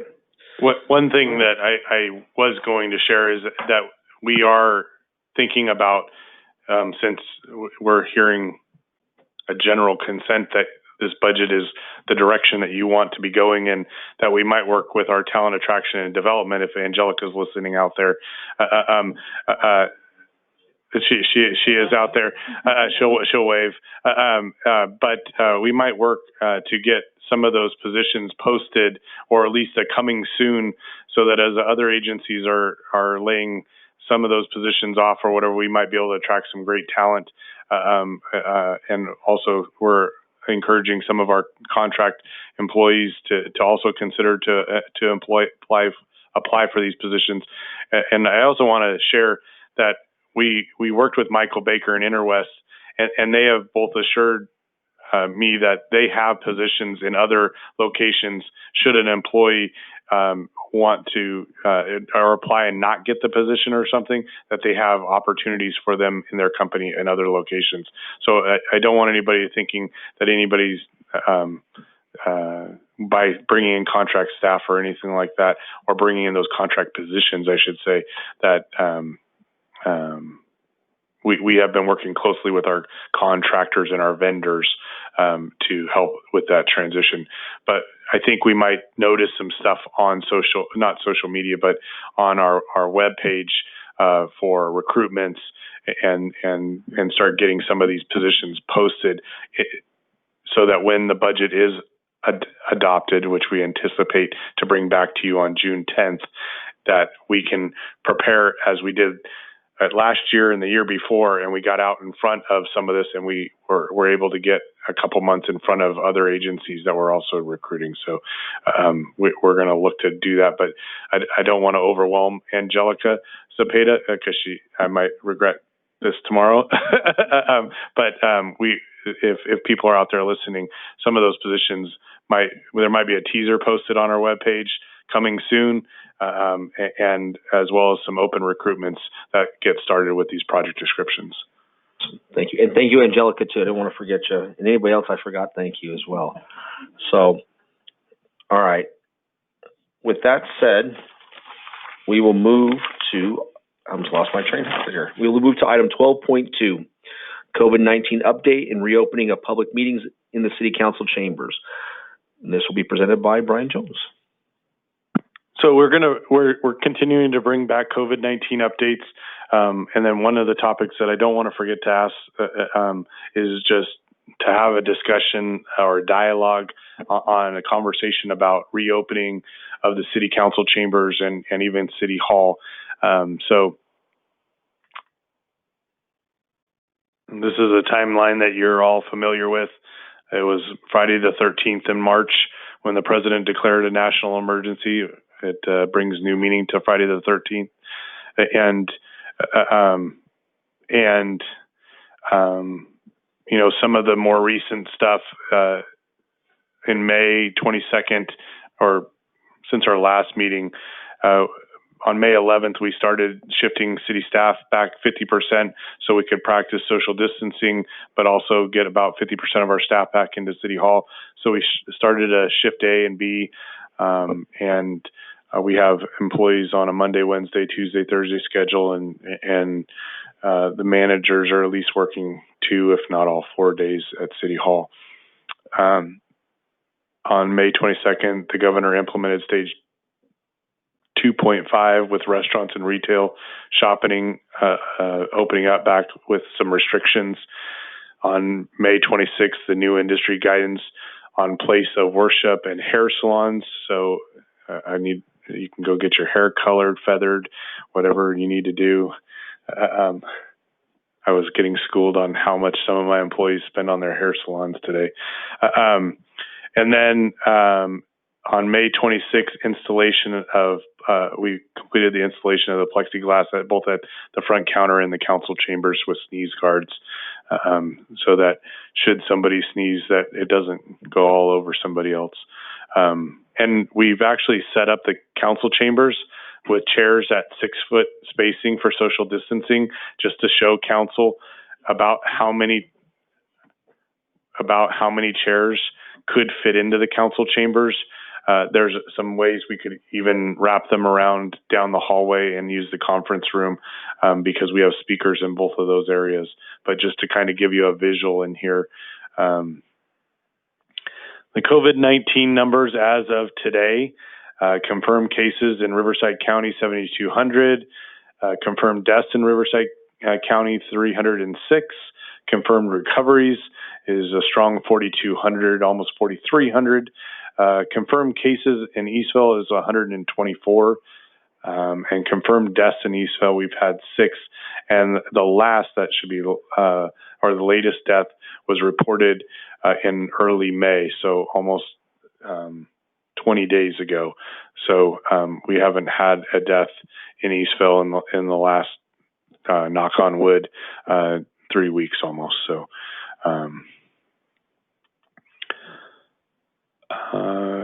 here's some pictures of the installation of the plexiglass at the front counter, just in anticipation of opening up City Hall. Apparently, plexiglass quickly became the new toilet paper, and so plexiglass was being bought up all over the place. So we were able to get this installed. And here it is between the council members on the dais, and it's also in the employee area. That way we can get more people in the council chambers if we do that at some point, but just using the best practices and industry standards.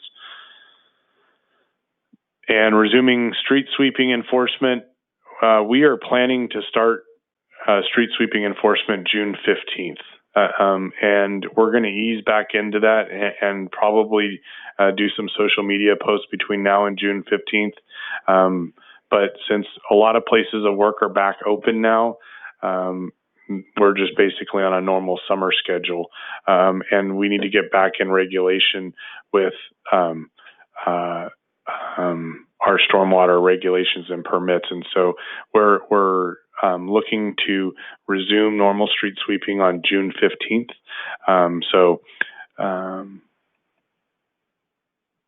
And the governor entered into phase 2.5. Here's what's open. Here's what's not open. Brandon, the gyms are still not open. But there's this Eastville Just Moves Facebook page out there where it's giving a lot of people a lot of motivation to get out there and be active and fit in the community. So a shout out to the Just Moves campaign and Matt Olson. They've been doing some great stuff, energizing people in our community. And Governor announces new industry guidelines for places of worship. So all of our churches, but unfortunately some of our churches are at schools and the schools are still closed down. So, we're hoping that Vantage Point Church and our New Day Church will be able to work with the regulations on places of worship in our city. And then community response last Friday, thanks to Councilmember Joe Tessari working with some of the senior graduate parents. He reached out and said, they didn't have a place to do some goodie bags for the seniors and they wanted to do something special for the seniors. So on a Friday, we opened up the council chambers and created a conveyor belt of stuffing the bags for about 3 hours for 1,007 senior graduates at Eleanor Roosevelt High School. So, and you can see Brandon right behind me. I'm doing a good job of hiding him. And then the question of the night is reopening of council chambers and City Hall. and we'd just like to have a discussion on opening the chambers. We would recommend, since we can't have a full house of, I think it's 60 or 70 people in this room, whatever the fire marshal would start tapping me on the shoulder for, or fire chief behind me, the continuation of the go-to webinar format so that people can still participate in the community if they don't feel comfortable yet coming back to the chambers, and then implementing social distancing within the chambers. And we've been looking at what other local agencies have recently opened up their chambers to the public. The city of Norco, which has a fairly large chamber because they share that with the Corona-Norco Unified School District, and then the city of Corona itself.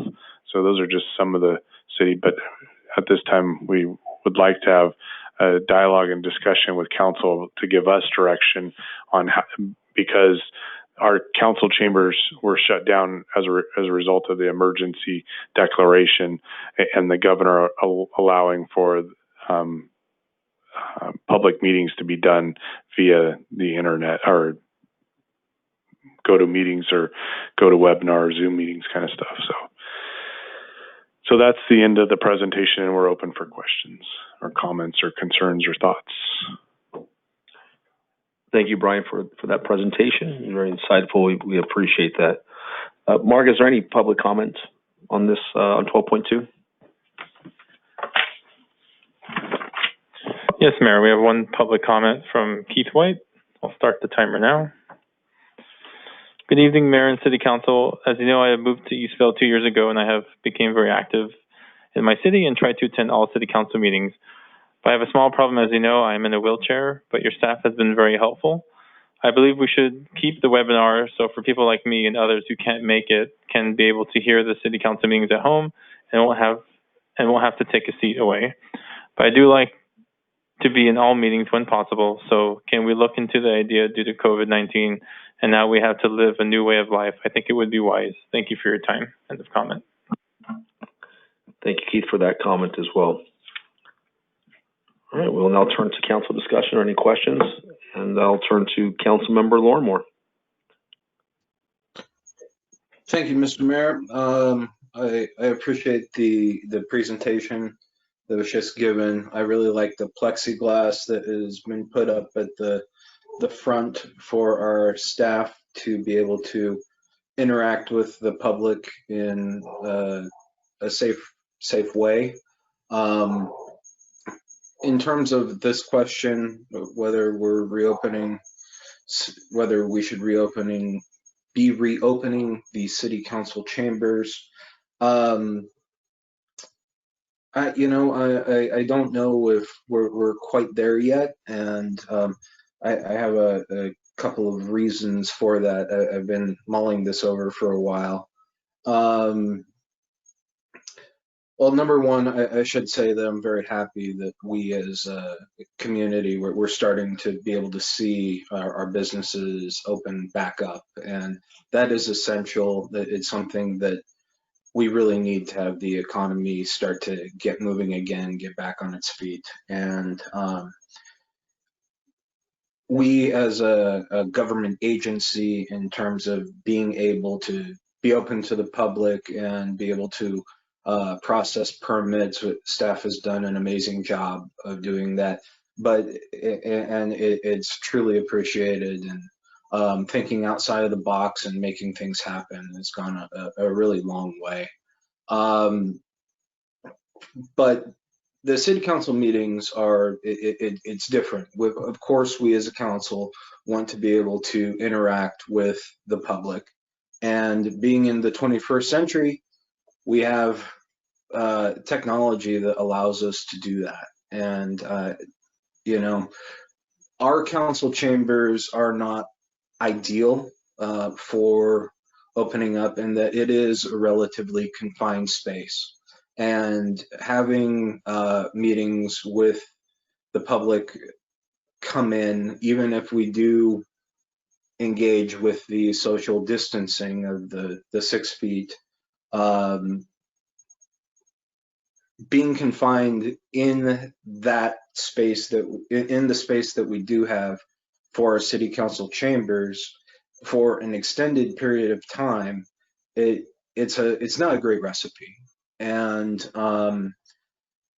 so that is a concern. More than this, over the weekend, we had 10 new cases, and then I saw the number that was put on the slide a little bit earlier that actually increased it again. I believe could we go back to that slide?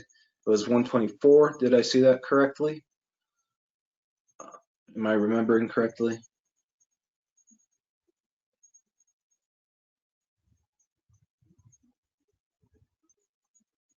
Anyway, the point being that we went up at 10 over the weekend, and now apparently a couple of more. So over the weekend, we went up to 122, and now we're at 124 of confirmed cases. And in that we had nearly a 10% jump in the last couple of days. I don't know if now is the time to be opening the council chambers to the public for to have people come directly into the meeting. We do have the technology available, and on that point, and I'll wrap up with this. I appreciate that we are utilizing this in order to be able to continue to communicate with the public. I would, if we are continuing to utilize the online format for these meetings, that we look into changing the platform that we use. Right now we're using the GoToMeeting. The other agencies that I interact with, whether that be SCAG or RCTC, League of Cities, all of them are utilizing Zoom, and it allows everybody to see each other's faces, and I think that this one might too, but I would like to give this example. A couple weeks ago, when SCAG had its meeting, of over 500, almost 500 people participated, did so with Zoom, with public comments where people are actually able to speak and share their comments to the council online, and we're able to hear changing voices, inflection and tones, and see facial reactions. So if we are going to continue utilizing the online platform, which I think is great, maybe changing that platform and looking into that. So I want to open up, and I'm very happy that we as community are opening up our businesses, and that City Hall is functioning in that way. But the confined space that we have for our city council chambers, it is a concern that I have. So those are my thoughts, and I'm looking forward to hearing what my colleagues have to say on the subject. Thank you. Councilman Rigby. Thank you, by the way, to Councilwoman for your comments. Appreciate it. Clint, that means if we do the video, you have to get dressed for the city council meetings then. Oh, man. We caught you. No, just kidding. Thank you for this update. This is good to see. I think last council meeting we had a discussion on opening up City Hall, didn't we? No, we did, because we talked about the numbering system. It was a recommendation that once we do the front counter. Yes, we talked about it, and it was said that when we do, it would be good to limit the people at the counter and create a numbering system, but we haven't identified a date or a time frame yet. So, I thought we were going to do that as soon as this. I thought the discussion was as soon as the plexiglass was installed in the front to go ahead and open up City Hall to the public. I would recommend that we do it right away. That's why we did this. That's why we put that up, was to do that. I think that takes our precautions. It puts our precautions in place. I think it's, I don't know, I'd recommend that we open up to the public to come in minimally, one person or two people, whatever, staff feels is safe being served at a time, and then everyone else being outside utilizing that numbering system. But I'd recommend we do that right away. That's why we put this in, was to do that. And then going to the council chambers. I understand Councilor Lorimer's concerns. I think they're very valid. But I think there's probably a way to find a hybrid of opening back up the council chambers. I think that, I don't know if we were to open up the council chambers to the public, Erica, does that mean that we are no longer able to do the video, or are we still able, or I'm sorry, the online, or are we still able to do that? You're still able to do it. And in fact, I think just due to the size limitations of your chambers and the fact that you're just not going to fit that many people in here with the 6-foot distancing, I would actually advise that you continue it, because as a practical matter, you can't be turning people away from a public meeting. You're going to have to provide an alternative way for them to participate. And that's how I think we could do a hybrid opening of it, if we continue what we're doing, but also give the opportunity to council, staff, and the public to continue to participate remotely. Because then it gives people the opportunity to come in and make a comment if they want to here in person. But I think it's important and crucial that we do exercise the social distancing here. If that means that, I think Brian mentioned possibly utilizing the hallway, the conference room, even if we needed to do something, some sort of temporary setup outside, that people could wait out there until an item that they wanted to comment on, that they could come inside. But I think inside the council chambers, we're in an enclosed space, that we definitely need to abide by social distancing. So I think to open up the chambers, but to have it minimal for the social distancing aspect. The street sweeping, I'm completely on board with that. I think for the most part, here in the city of Eastville, I think people can make accommodations to move their car onto their driveway during the street sweeping. It may be a good time for spring cleaning to get them to clean out their garage and get their cars in their garage too. We've been trying to encourage that in some of our higher density areas, some of the townhome areas. So I think we encourage that to the whole city, that we go back to the street sweeping. And once again, like you said, Brian, it is something that we have to do. We have to do the street sweeping. It's not necessarily something that we just want to go out and ticket people. It's something that we're mandated to do. So I think we go ahead and do that right away. And those are my comments that I have right now. Thank you for those comments. Councilman Tassari. Thank you, Mr. Mayor. As far as I agree with Councilman Rigby regarding the City Hall. As far as the council chambers, I don't know if we need to rush into that. I know there are some people that really want to be here for the meetings, and I understand the city attorney's problem with, having a select group of people, or is it like first come, first serve, maybe only, because I can only see maybe 10 or 12 people being in here at one time. So it would be very limited. I like the hybrid. I think we could do that. We could run the go-to-meeting while we have some people here, but I'm not opposed to waiting another couple of weeks at least to see how things pan out as far as new cases. And I know, obviously, Councilman Lorimore brought up the new cases. There's a lot more testing going on. So that would, I'm surprised that it didn't increase more for all the people that have been tested recently.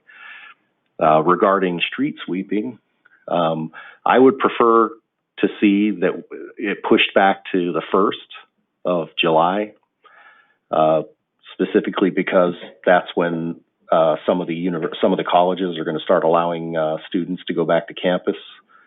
I know my son can't go back until July.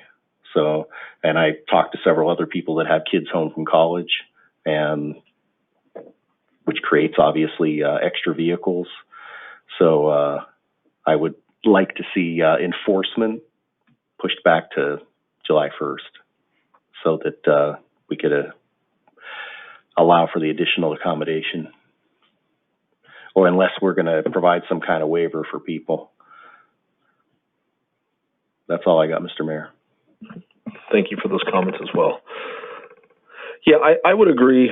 I would agree with looking at a hybrid model, basically allowing, when we talk about the council chambers, allowing people to come in at the council chambers, but providing opportunities where they can go through a Zoom conference meeting or a GoToMeeting or a teleconference type setting as well.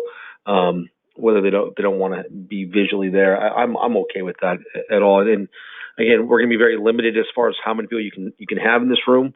By the looks of the chairs already there, you might at most get about eight people. So, and it's kind of, Erica, just to clarify,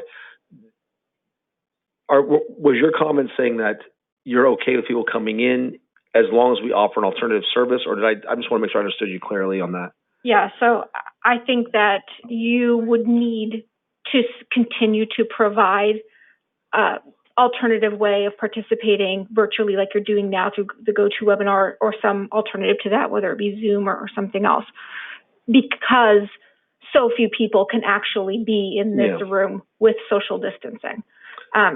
If you had a larger chambers, it would probably be a different scenario. But as a practical matter, because it is a public meeting, you have an obligation to make sure that the public can actually participate. So if you open up the chambers, but then say only a dozen people can actually come in, I think it would create a risk of liability. As long as you have an option. Right, correct. As long as if you have that option under the governor's current executive order to participate remotely, you're fine. Okay. Yeah, I mean, under those comments, I'm okay with a hybrid type scenario, and I would agree with Councilmember Desari. I'm okay with extending the the street sweeping enforcement to July 1. I don't have a problem with that at all as well. Let's go through a second round real quick. I'd like to see if we can somehow get kind of a united decision on this, and we may not get to that. But Councilmember Laura, I'm gonna pass it back to you if you don't mind. Kind of go through a second round of comments. Thank you, Mr. Mayor, and thank you to my colleagues for all of your comments. If we're going with the hybrid model, great. I mean, I respect the will of my colleagues. I must say, I still do have some concerns with while we have been having an increase in testing, having that surge within the short period of time, it is of concern. And so it's just something we really have to think about. But the point that I brought up a little bit earlier related to changing of the format, I think it's very important that I know that we've been working to adapt and overcome this that has been pushed our way, but the fact that so many other agencies utilize the Zoom platform and do so successfully, it might be worthwhile. In fact, I would say I think we need to move to that so that instead of having comments read into the record, that people are able to go through and speak their mind, and that we can see their what they're saying, see those their facial expressions, hear the tone of their voice. I think that's important. People can choose also to only have a picture of themselves or no picture at all and just speak. But having that as an option, I think, is important if we are moving. If we do move forward with this hybrid model, I think that looking into, and I don't have all the answers, but looking into being able to have that interaction in that way with our constituents, with the public, is important. So that concludes my comments. I appreciate it. Thank you. Thank you for that. Councilmember Rigby. Thank you. I agree with Councilmember Lormore regarding the video. I think that is kind of a cool thing to do if it's possible. I don't know how tough it is to do. My only concern with that is if we open back up the council chambers, and for those of us that are here, how does that work? Would we just have like one camera over there catching everything, or how does that work? I don't know. I guess I can speak to that because I've done quite a few other agency meetings that utilize video platforms, and there's multiple ways you can do it. I've seen cities have it set up where each person in the chambers at the dais has their own tablet or laptop and are participating through their own login. I've also seen it set up through video cameras in the chambers, which you guys don't currently have. So I don't know if you would have an alternative video camera available that you could somehow connect to Zoom and utilize that in lieu of having everyone with their own device, because that creates feedback issues, where then if everyone has their own device, everyone has to have earbuds or headphones in order to eliminate the feedback issue. So there are some technical things, but I've utilized it with several other agencies I work with, and people are able to work out the kinks. Okay. I would be all for looking into it to see what our options are and what we could do to make it work, if there's a possibility to do it. And I would be in favor of the parking enforcement, unless it's a Tesari kid that's parking on the street. No, just kidding. I'd be all in favor, especially I didn't realize the whole school thing. I think that does make sense, but I think we do, I know Brian said kind of a soft parking enforcement reopening. I think around then, I don't know that we do a soft, we almost come and say, hey, this is our enforcement, and we have this whole month that we're leading up to it, and we're doing a whole month of, hey, starting July 1st, this is when we're going to start doing parking enforcement. Because I think if we keep on putting it off, we're just going to keep on putting off a soft enforcement, and we're just going to keep on pushing it down the road. So I think if we come July 1st, I think that's when we say, hey, you know what, this is the time. And hopefully by then too, I think even more businesses are going to be open, which is going to help people that are home, working from home right now. They're going to be working from an office, hopefully, especially as the rate things are going. We just went from opening from phase 2 to 2.5 to now 3 within just a matter of week and a half or whatever it was. So hopefully we're on that route of opening things back up. So I'd be in favor of moving that date to July 1st. Councilmember Rigby, the communications team is developing a flyer that Community Health and Safety will be putting on vehicles that are in violation during the month of June, just as a kind of a warning, and that we're going to be starting up again in July 1st. So there's some PSA out there. That's perfect. Thank you. Thank you for that, Councilmember Rigby. Councilmember Tesari. I'm good. You good? Yeah, I'm good with it. Well, I'm with your suggestion, Councilmember, that we can look at a hybrid model and to keep the enforce street sweeping after July 1. I'm gonna assume that maybe discussion's over. So I just real quick, I'm just gonna check with Councilmember Lormore. My thumb is up. Okay. Councilor, I'm looking at Councilman Riggs real quick. I think you have another comment you want to make? Okay. Yeah, so just to make sure we give the right clarification and direction to staff, we're opening up City Hall right away, right? That's what we're a consensus on. If we can have till Monday so we can put in place. I mean, as soon as staff is ready to open up City Hall. Okay. We want it open today, right now. No, but as soon as staff is ready to open up, they have our blessing as a council to go ahead and open up, just so that they're clear on a date. And then the same thing with the council chambers. I don't know that I know our consensus on what we're doing on that.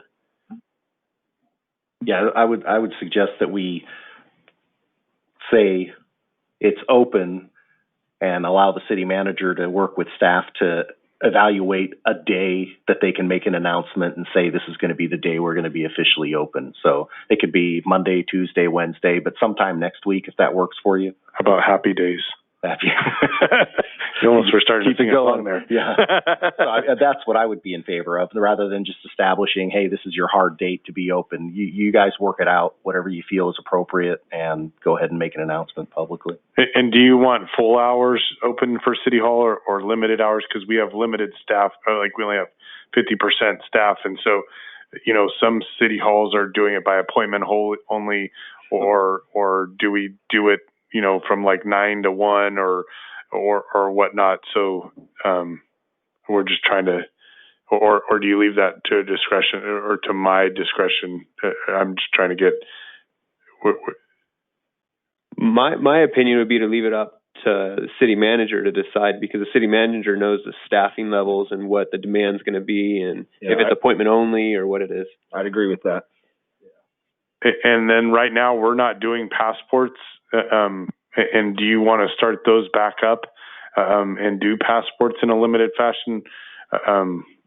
We closed them down because we closed City Hall down. But if we're opening City Hall back up, do we want to start making appointments for those as well? I would think so. I mean, yeah, if you're going to open, there's not really no point. If you're going to do one, not the other, you might as well open up, and we can still do it in a safe environment. Just as long as the precautions are taken in a safe environment that we're taking at our council meeting or in our chambers, in front of City Hall. Yeah, in our passport services, we're doing the same type of protocol. Yeah, absolutely. I wouldn't see why not, unless there's another reason why not to. Councilmember.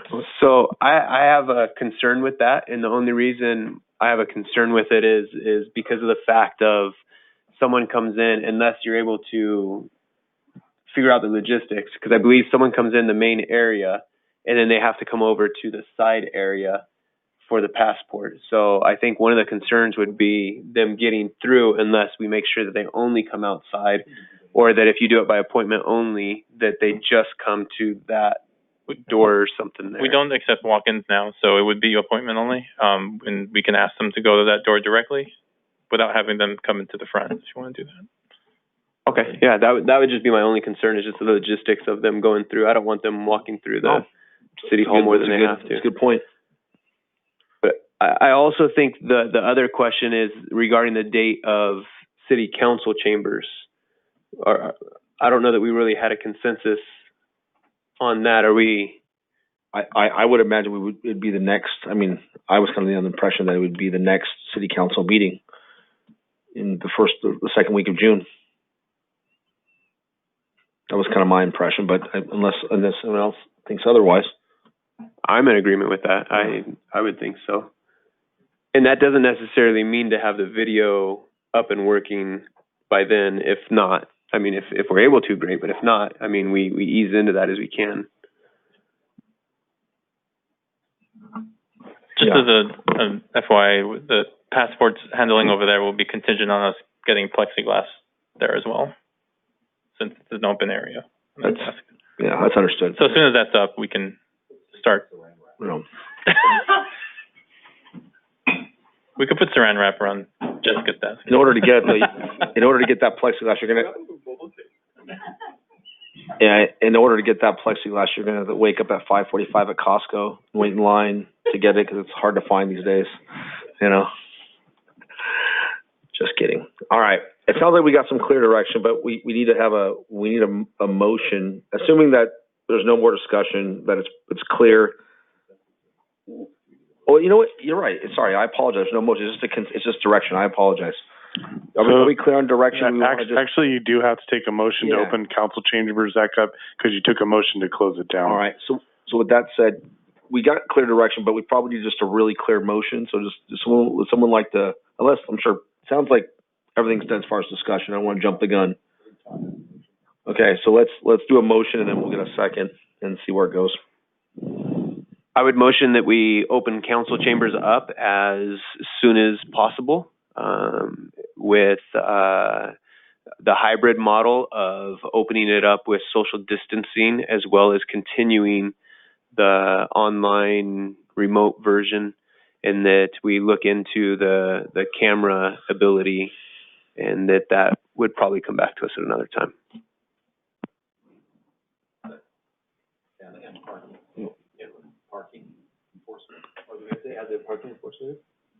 The motion is only truly necessary for the council chambers because it was part of your resolution declaring the emergency. The other things, I think just informal direction is sufficient. I'll second the motion. Councilmember Lorimore, Aye. Councilmember Rigby, Aye. Councilmember Tessari, Yes. Mayor Plott. Yes. Motion passes 4-0. All right. Thank you for that. We will now move to item number 13, City Manager Report and City Staff Report.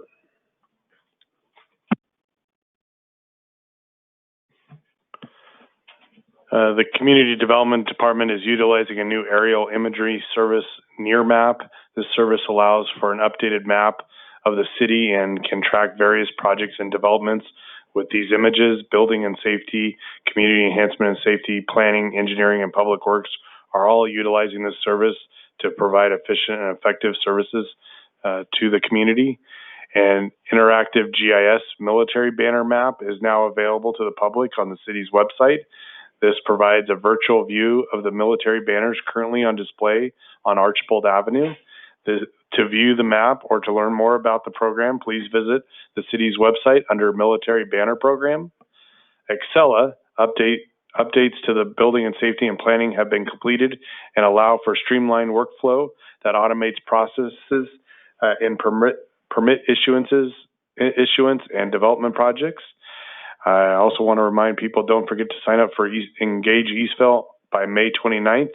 When you sign up, you are automatically entered for a chance to win $500 gift card valid at any local Eastville business, or 50. I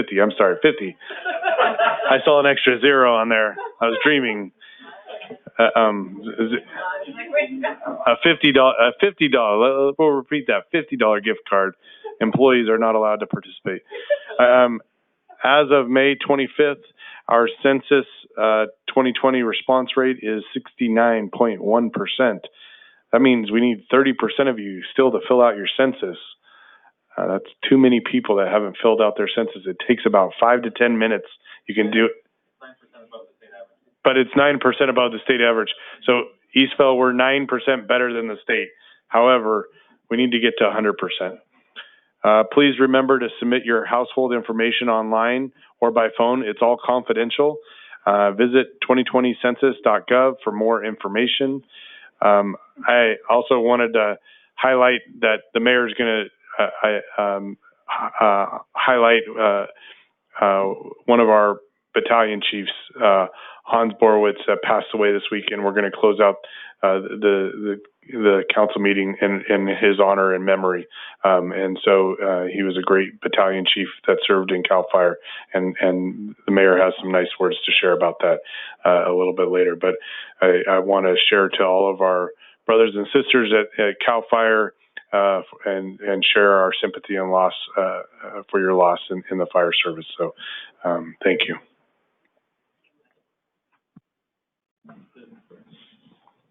Thank you for that, Brian. Is there any hold on one second. sec. It looks like you were going to continue, so I apologize. Sorry. 1 second.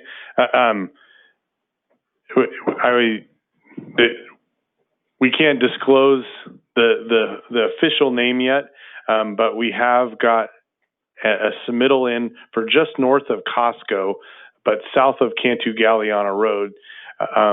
You're going to see a new market, a new retail place, and a new food hall that is going to be one of the first in California or Southern California for this market to do a food hall with their market. They've tested it out in another location outside of California. However, this will be the first in the state of California right here in Eastville. So we're really excited about this lease and agreement. And here's some of the renderings. There's a building out by In-N-Out that they're going to have some retail, as well as some of the market renderings for the market and food hall. And so there's going to be a nice breezeway in between the market and the food hall, and it's going to be pretty phenomenal once we're able to make that announcement.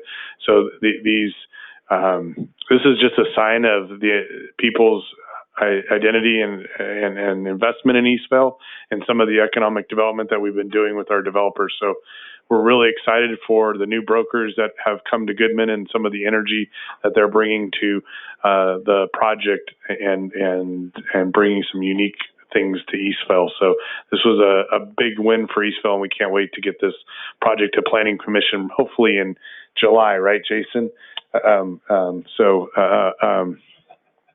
And get that project under construction quickly.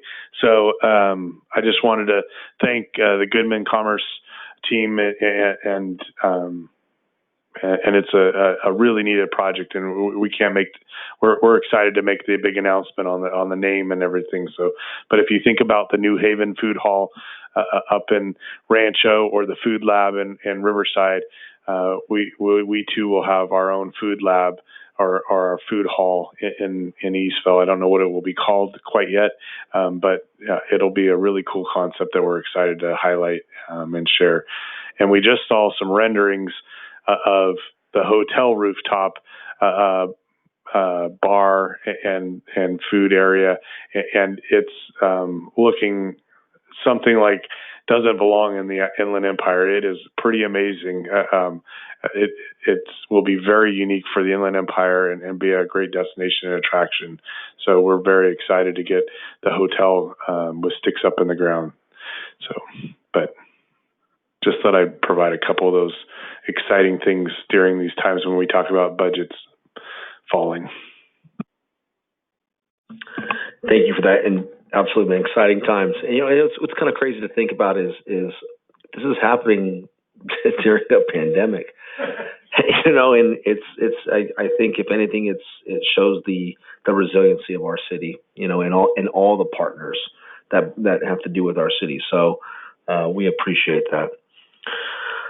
All right, we will now go to City Council Communications Committee reports. We'll start with Councilmember Lorimore. And Councilmember Lorimore, I'm just going to give you the trio. I'm going to go to League of California Cities, SCAG, and RCTC, if you want to knock those three out.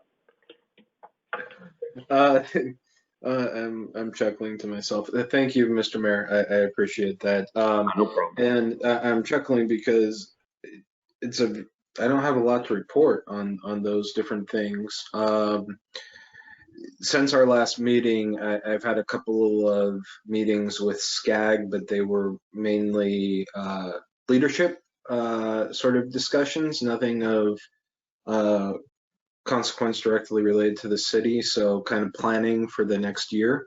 And in fact, like this Friday, we're going to be having an evaluation of some staff. So anyway, not a lot to report there. RCTC tomorrow morning, we're going to be having a meeting on the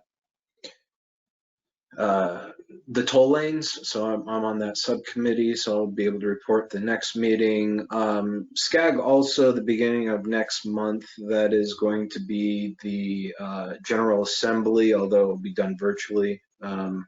And at that time, assuming all goes as I understand it should, I'll be moving into the vice president position at SCAG and up from the second vice president spot. And I did want to go back to the beginning of the meeting with the consent calendar and highlight one of the items that was passed. And that was the last item on the consent calendar. And I want to thank my colleagues for having it go through, and that's item 10.10, and that's an approval of a resolution supporting the Reducing Crime and Keeping California Safe Act of 2020.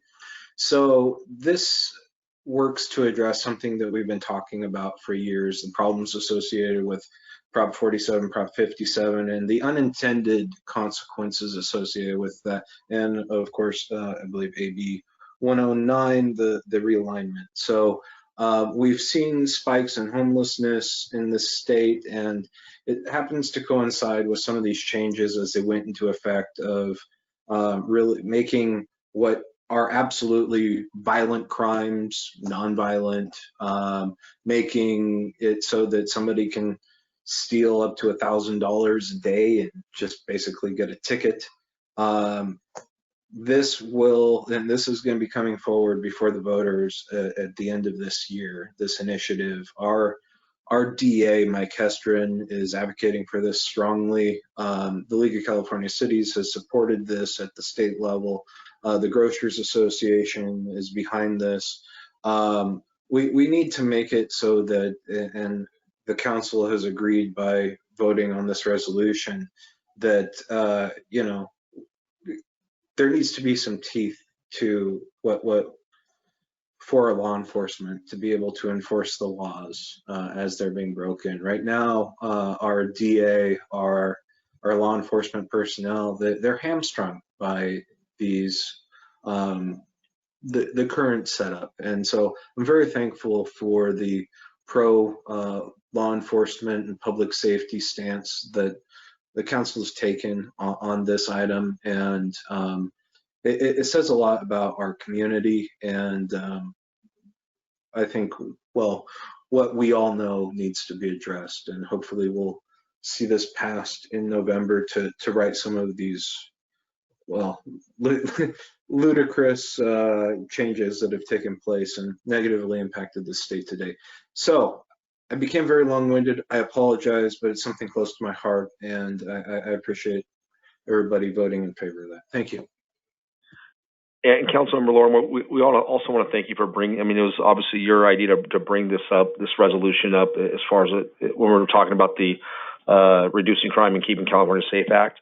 So thank you for bringing that to our attention. We appreciate it. Well, team effort, and it passed unanimously, so thank you. Perfect. All right, we'll now move to Councilmember Asari. And Joe, you got WRCOG, vector control, and you're going to take over for Jocelyn's too for RCA. Thank you, Mr. Mayor. So that's all next week. Next week we'll have a WRCOG, we'll have SCAG, we'll have RCA.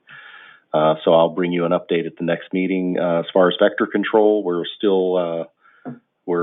going to be conducting interviews for a new director. So that's coming up soon. So hopefully by the end of next month, we'll have a new director for the vector control district. Other than that, congratulations to the Mayor Pro Tem on her new addition. Thank you. Oh, thank you. I'll take over RTA and Finance Committee. Finance Committee, there's no new update. RTA, we have a meeting tomorrow. It's actually our first meeting that's going to be the go-to-meeting platform this time. So we'll see how that goes. So I will bring updates to the next council meeting. Councilman Rigby, you got WCE and JCSD Parks Commission. Thank you, Mr. Mayor. I'll start off with JCSD Parks Commission. I just want to read, there was an email that was sent out from the interim director of parks. There's been a lot of questions just regarding the status and reopening of the parks. This was sent out as of Friday. So says, in anticipation that you may receive questions about the remaining closures in the parks, I want to give you an update on the status of playgrounds and splash pads. They still remain closed at this time. We continue to monitor the state's direction along with the Riverside County's direction to determine the timing of the reopening along with safety measures needed to reopen these amenities. Additionally, the final areas that remain closed are the use of athletic fields by sports user groups. Recreation Supervisor Inswins Cordero is in communication with each of the sports user groups' presidents, and they are preparing safety plans and measures that will be approved by their league officials and also by the County of Riverside Health Department. This will allow JCSD to be ready to reopen these facilities for the sports user groups upon the immediate announcement by the state and the county that it is safe to resume team sport activities. So JCSD is working on it. They're they fall under the direction of the state and county, so they can't do anything prior to them allowing it. But they are actively working on that right now. We have a parks meeting, Eastville Parks Commission meeting next month, June 18th. So that we'll have an update from there after that meeting. On WCE, things are still going. We haven't had a meeting, but we did receive an email update today that everything is still going smoothly. And let me get to that. I know one of the questions that council's had is regarding the opt-outs. The opt-out percentage is still way below what we anticipated and way under the average. We're still under 4% of opt-out percentage. There are two main questions or main reasons as to why people are opting out. Two main answers, I'm sorry. One is they declined to answer why they are opting out. And the other is, the other is they did not like the fact of being automatically enrolled into the program. So those are the two most common opt-out reasons. And once again, being automatically enrolled into the program is not a WCE thing. It's a legislation thing that was passed. So it's not something that WCE just decided to do. It was a legislation that's the only way that CCAs can form is by an automatic enrollment and with an opt-out. So we do have a meeting coming up in 2 weeks for WCE, so I will give more of an update then.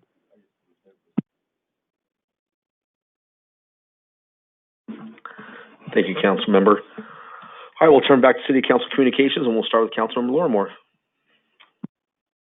Lorimore. Congratulations, Mayor Pro Tem Yao, and on the new addition. I'm looking forward to seeing more pictures. That's it. Thanks. All right, Councilmember Tassari. I already got him. Ditto, Councilman Lorimore. All right, Councilman Rigby. Ditto. All right, and I'll say the same. Thank you, Mayor. Congratulations to Mayor Pro Tem Yao. It's an awesome accomplishment. We wish you a speedy recovery, and we wish you back here as soon as possible. And congratulations. All right, I'm going to kind of turn the page real quick on a kind of a sadder note. And so earlier this week on Monday, there was a passing of one of our battalion chiefs, Hans Bolowich. And so what I'm going to do is I'm going to read an email, but it's more of an excerpt kind of just kind of a brief summary of his life. And I'm going to read it and kind of go from there. It is with profound sadness that I inform our CAL FIRE, Riverside County Fire Department family and partnering agencies that Battalion Chief Hans Bolowich passed away peacefully with his family by his side on Monday, May 25th, 2020, after a heroic battle with cancer. Hans was born on December 29th, 1963. Some of his favorite hobbies included fly fishing, football, skiing, and wakeboarding. Hans played football for San Bernardino Valley College and later coached for Yucaipa High School. Hans' career in the fire service began in 1982, where he was a volunteer firefighter at Riverside County Fire Department, Station 22 in Cherry Valley for 5 years. In 1985, Hans went to paramedic school and later worked for AMR, formerly Goodhue Ambulance. In 2002, Hans was hired by CAL FIRE as a firefighter paramedic on Squad 84 in Temecula and further promoted through the ranks as fire apparatus engineer paramedic and later fire captain paramedic before his Schedule B assignment at ANZA Station 29. Finally, Hans promoted to battalion chief in 2019, where he was assigned to Battalion 14 since 2005. Since 2005, Hans was an instructor at Moreno Valley College, teaching pharmacology to paramedic students until his illness. Hans held a bachelor degree in biology from Cal State San Bernardino. He is survived by his wife, Carla Bolowich, brothers Conrad and Franz Bolowich, and sister Heidi Jackson. We will deeply miss Hans and will be here to support Carla and his family during this very difficult time. Information regarding Hans' celebration of life will be forthcoming. The Bolowich family would love to have any photos you have of Hans during the course of his career. Photos can be uploaded to Hans Boobie, it's HANSBOOBIE, at DROPEVENT.com. Any cards or flowers can also be sent to Carla Bolowich, and the address is 11496 Ford Street. It's in Beaumont, California, 92223. With that said, in those comments, I'd like to adjourn this meeting in memory of Battalion Chief Hans Bolowich. The next meeting of Eastville City Council will be on June 10th, 2020 at 6:30. Before we adjourn, I'm just going to we'll take a 10-second silence moment, and then we'll adjourn the meeting. Please join me in this 10-second silence.